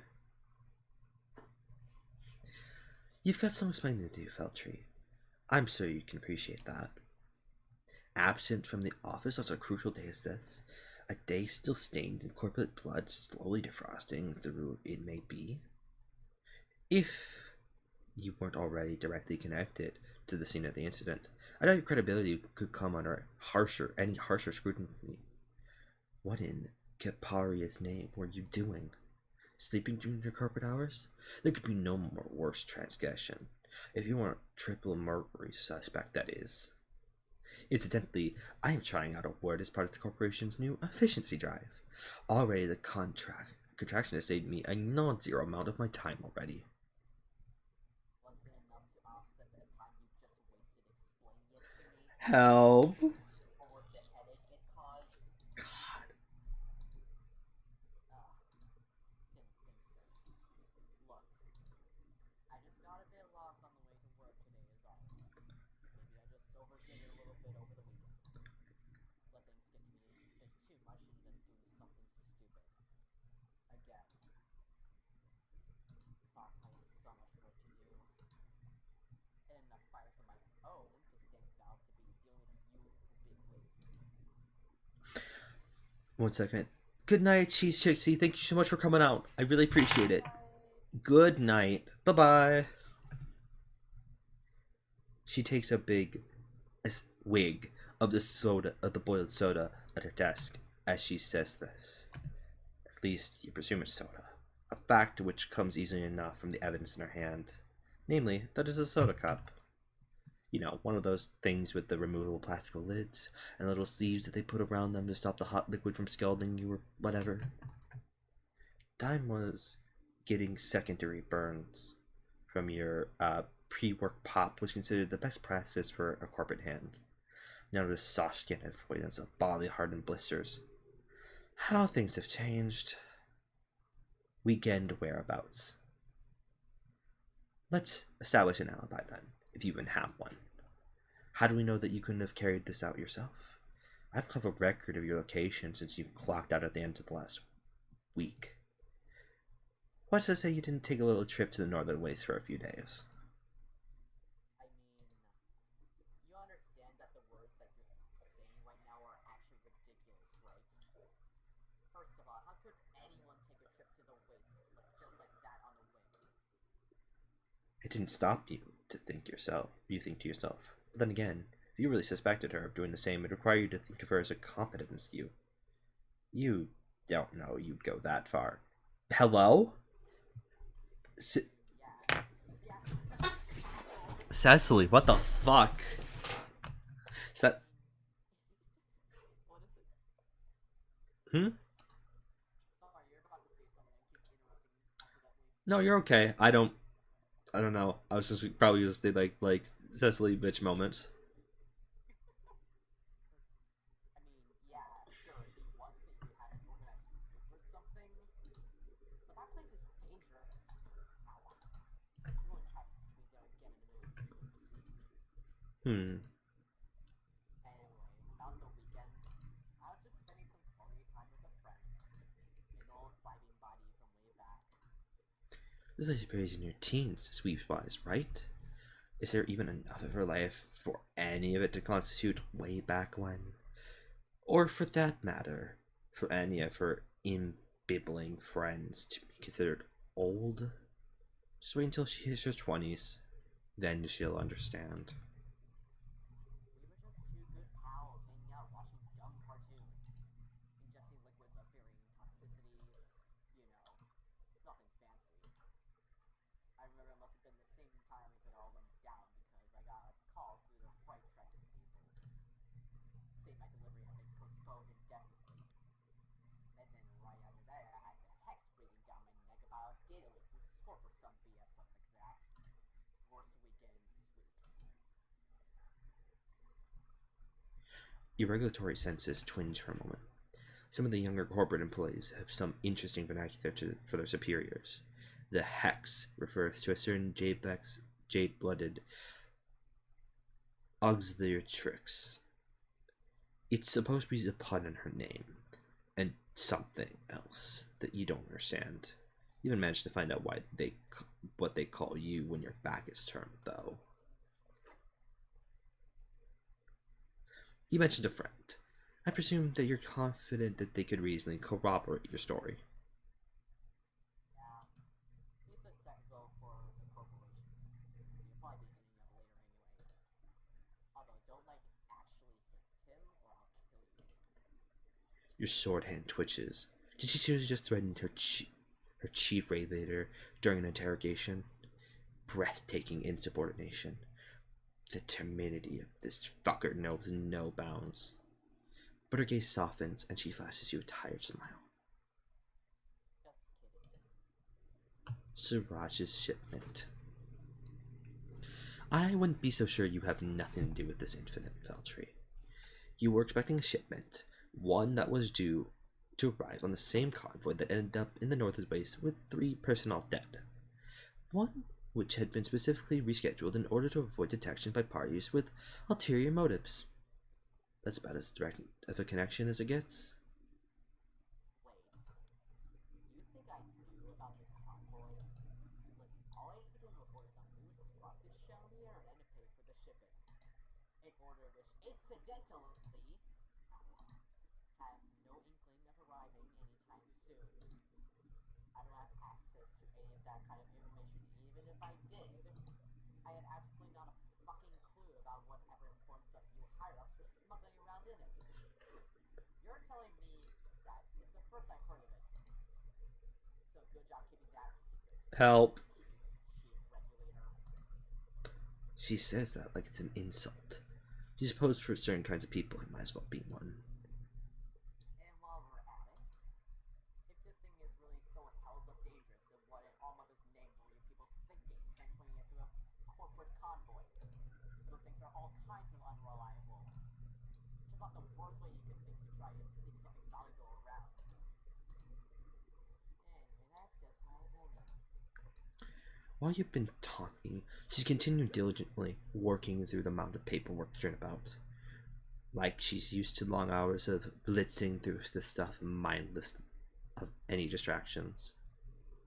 All the while, she's been taking sips from the soda cup, but somehow made it through all of this mayhem earlier intact and unspilled. This woman knows how to hold on to a drink, that's for sure. This interrogation is not nearly as insightful as you were hoping. Certainly not for someone the allegation algorithms had her as a dead cert. You never did like having a computer tell you what to think. She's definitely hiding something, that much is clear. If this was a different kind of sleuthing game, perhaps it would be a potential visual metaphor here that you could grapple with. Maybe some kind of giant chains or padlocks or something else to symbolize that, yes, in fact, this character has secrets to keep. That would be very nice. But no. Yeah. God, good. I'm glad. Fucking, like, I forgot what the word is. The homage. Yes, the homage. Oh, it's very good. Though I would love to see actual fan art of it. But no, you've just got a suspicion, as usual. Well, that's not quite right. You have something else on her, after all. Maybe it's time you used it. Rogue recollections. Alright, Feltree. I play fair, as I always do. There's another reason I'm sitting here talking to you today. Another implication that places you close to the heart of the incident. Another blight on your business credentials. And something tells me it's the reason why you're more familiar with the waste than you might care to admit, let alone the corporate logistic detail. The movement of her pen slows just a bit. Though wary-eyed, she's paying more attention now than ever before, while still affecting an air of disinterest, trying to hide in plain sight. A few seeps ago, I was tasked with breaking up a ring of artifact smugglers. People who couldn't let the past lie, so to speak. They were giving our historians quite the headache. I'm sure you can sympathize. There was no telling whether an archaeological site would be still intact from one week to the next. Many and varied were the particulars of their pilfering.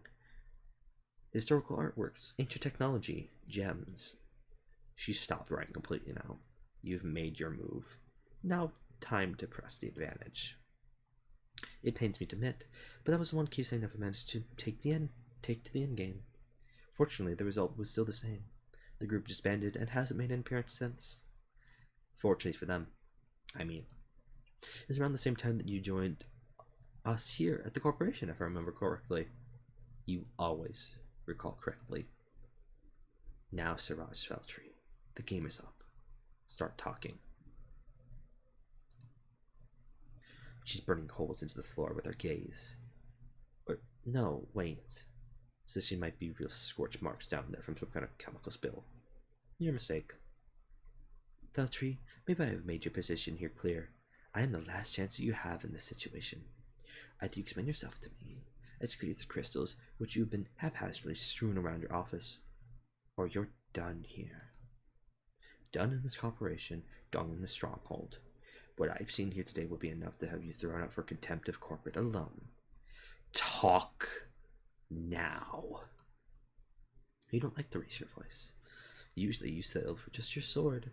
Sarada curls inwards a bit at the sound, defensively, avoiding your eyes. She looks pretty shaken at this point.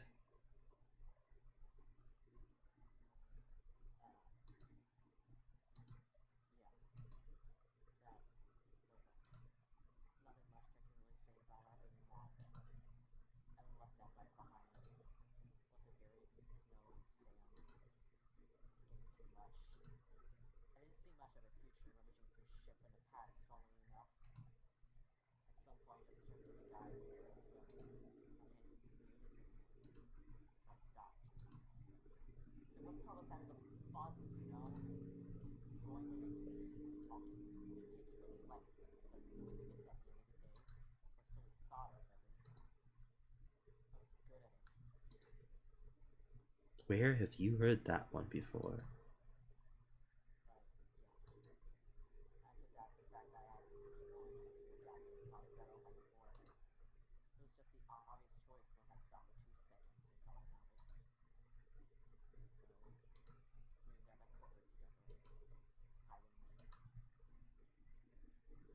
She clears her throat to hide the fact that the voice is cracked. To hide the fact that voice is cracking just a bit. Just a bit. I worked hard. Some skills come handy being a teenager delinquent, transfer pretty well to being a business person as that turns out. So now this is what I'm good at, I guess. But that doesn't make it easy. If anything, it's the opposite. I'm good at it, and so people expect good things from me all the fucking time. I'm constantly sifting through everything, trying to make sense of it all for others and for myself. Always thinking little things, always trying to live up to my and others' expectations. And look at our everyone, find out how actually completely fact we all are. How little I'm really capable of doing even the position I managed to build up to. How incompetent I really am, even if everyone around me is looking to me to sort shit out for them. Sometimes I just feel tired. She slumps down, a little ways in her chair. For someone as perceptive as you, sometimes you struggle a lot with understanding others' expressions.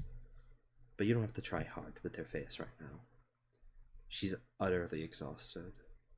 Whether it's from your questioning or the efforts of recalling something, she clearly takes a lot out of her. You forget it's not as easy for some people. While she was talking, despite all the nonsense it took to get you here, you couldn't help but think how familiar her story sounded. How many times have you heard it's like in your time here? You make a judgment call. She's not the one you're looking for. At this point, you don't really care what your case file says. This isn't someone you should be brutalizing just to get at the truth. Sometimes the truth isn't just that. Sometimes the truth just isn't that important. And if you're talking about checkered past, then no, you're talking to nobody. These are the things that in your lifetime that make her story sound like a walk in the park, just a nap on the bench. Are you going to dig up her past when she walked away from doing all those sweeps ago? So what? Maybe she has a few skeletons in her closet. It's not literal. Probably. You know what? You're not going to ask. She's already back at her paperwork. Anyway, normally I only bring up that story people complete a very specific set of requirements. I don't trust Easy Regulator, and I sure don't want you to think I trust you in that way, just cause you forced it out of me when I was feeling down. It feels kinda cheap to just throw it out there like that. Even if I guess that is the point of interrogation. I had a rule back in the day when I organized those charts. If ever anyone wanted to make something out of it, no strings attached, I give them an offer, a challenge. You perk up to this at a bit. You perk up at a bit at this. Your skills haven't really been tested all that much today, truth be told. You love a challenge. Curiosity gets the better of you. And what was that? She smirks almost wistfully. Not a soft, strong motor like yourself could handle it. But for old time's sake, I guess I can let you in on it. Did she say stomach? She stops writing and then begins to pull out a huge assortment of items out of her jacket pockets and off her desk. Snacks, sweets, some ticket stubs, stationery. You watch with mounting horror as, one by one, she tosses them all into the now empty soda cup she's holding, using one of those shitty cardboard sterns to mash the gruesome slurry together. This goes on for a full minute at least. At one point, she retrieves the near full bottle of the black ink from all mother knows where, and pours the whole thing in. The stinging scent that hit your nostrils tells you it wasn't just ink in that bottle either. Hello? Hello? Fear? Fear? Maybe you're getting too old for this. Whatever happened to drowning your office woes in honest to goodness liquor like a normal troll with normal, healthy work-style dysfunctions? She finished mixing her cursed cocktail and slammed it down on the desk. The quasi-gelatinous ooze wobbles dangerously inside the cup, threatening to spill over onto the desk and probably melt right through. But not through the plastic cup, though. She recently started making them out of recycled zip ties, the most durable stuff known in the universe. Here's how it worked. Anyone in our group could ask me a question, no matter how out there, and I'd give them a straight answer. All they had to do in return was put their money where their mouth is. Oh my god. Or I guess their mouth where their mouth is, actually. They had to drink one of my special brews. This is just insanity? Why would anyone degrade themselves to this extent just to get some paltry bits of information? You'd have some pretty stern words to say to any such individuals, that's for sure. They must have been all out of their damn think pans. Maybe just very dedicated. Perhaps this is more of a test of respect than anything. A way for both parties to demonstrate that they take each other seriously. Siraj leans forward a bit, rummaging behind her desk for something. She pulls out a bright blue bottle. She pulls out a bottle of bright blue liquid that looks suspiciously like cleaning fluid, along with the glass. You catch a glimpse of the label on the container. Cyanide, the hard surface surfactant of choice. Anyway, you can take it or leave it, Chief. She misses out a tumbler full of the fluorescent blue stuff and lounges back into her chair. I honestly don't care at this point. You look down at the cup in front of you. Oh. You could just walk out of here right now. Your job is done. You don't really know why you've hung around here this long. You don't have to go through with this. But then again, what could one more bit of ridiculous hurt? After the nonsense you've got through today, maybe a good little recreational awfulness could do you some good. It's not like it hasn't worked before. You gaze into the murky depths of the malodorous monstrosity. It seems to gaze back.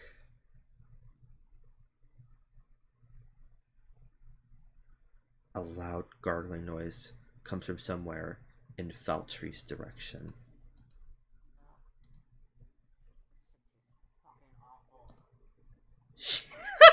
She pours herself another.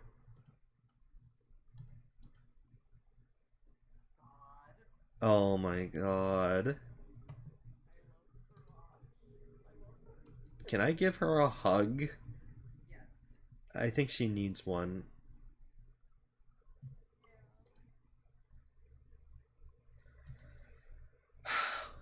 And that was Snowbound Blood for tonight. I'm waiting for the tier list to fucking load. But yeah, well the list we've been actively keeping.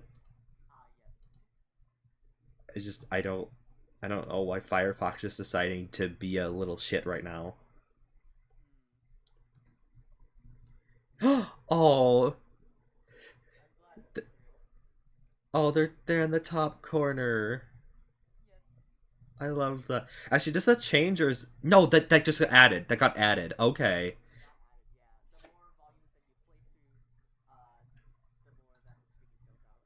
That's so good. I love that. That's really good. All right. I'm also glad you enjoyed this stream, Ezreal. All right. I hope that you'll load, or maybe you're not gonna load right now. Please. Please. Oh, okay. No, Streamlabs is just having a heart attack. Streamlabs, hello? Hello, Mr. Streamlabs.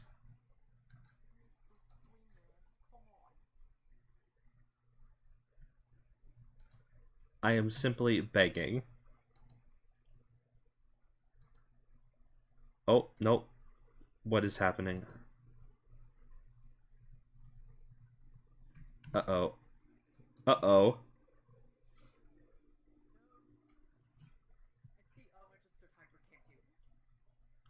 It fucking switched to the Hypnospace Outlaw theme. And now it's stuck on the VE Flashes theme. Oh, okay. OES is just dying. Or actually, it might be my whole computer. Because I no longer see my mouse. I no longer see it moving at all. Okay. Oh, Jesus Christ. Okay.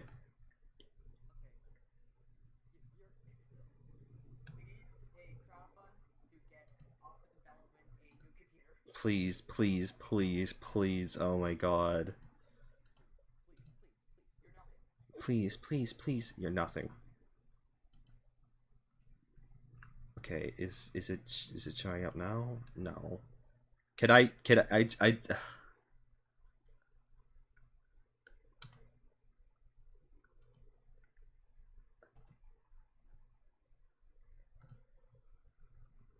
Okay, there we go. Except it's also okay, but except I guess this is also now busted. Okay, I don't know why everything Vast Error has decided to go wrong tonight, but I guess we are, huh? It's white noise. It's always white noise. What? I'll be heading out, but I hope you enjoyed Volume 1 and 2. I did, in fact. It was very good. Thank you. Take care, guys. Good night. Bye-bye. Alright, okay. We should be good now. Alright, let's... Okay, where is everyone? Okay, Cicely.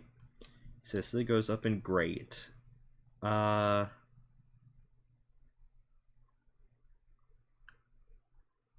Okay, probably right before Necron. Okay.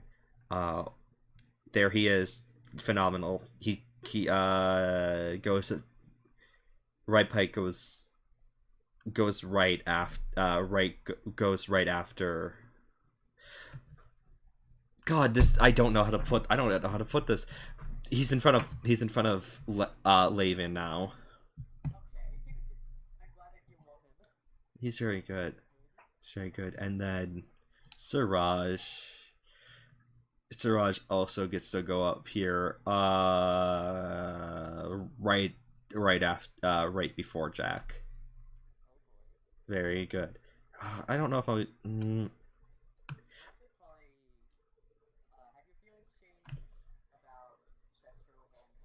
I was thinking on this, and the answer is not really, because like they haven't done much still. Hmm.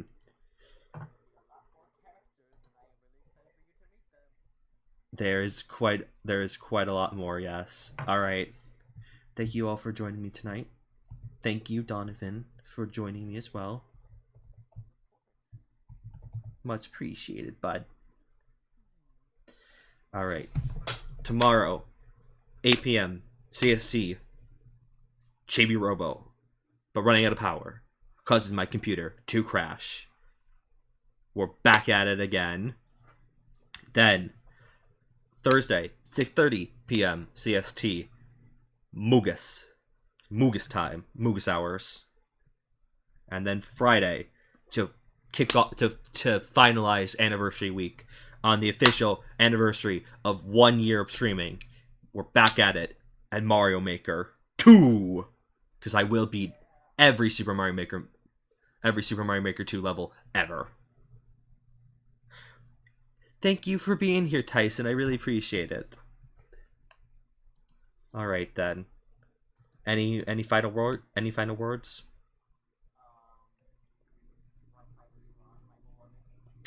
So true. So true.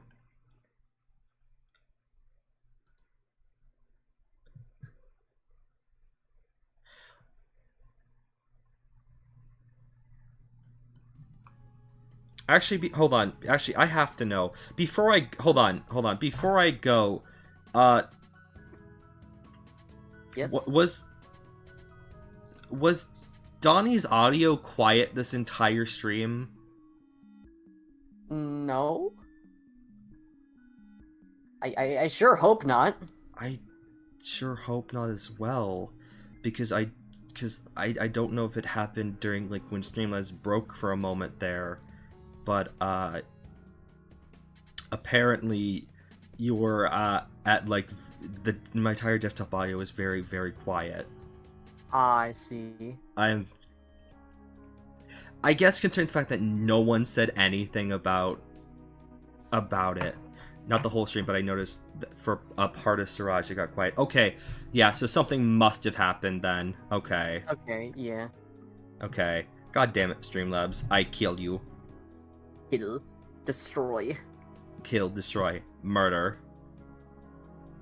Alright. Good night. Take care. Bye-bye. Good night.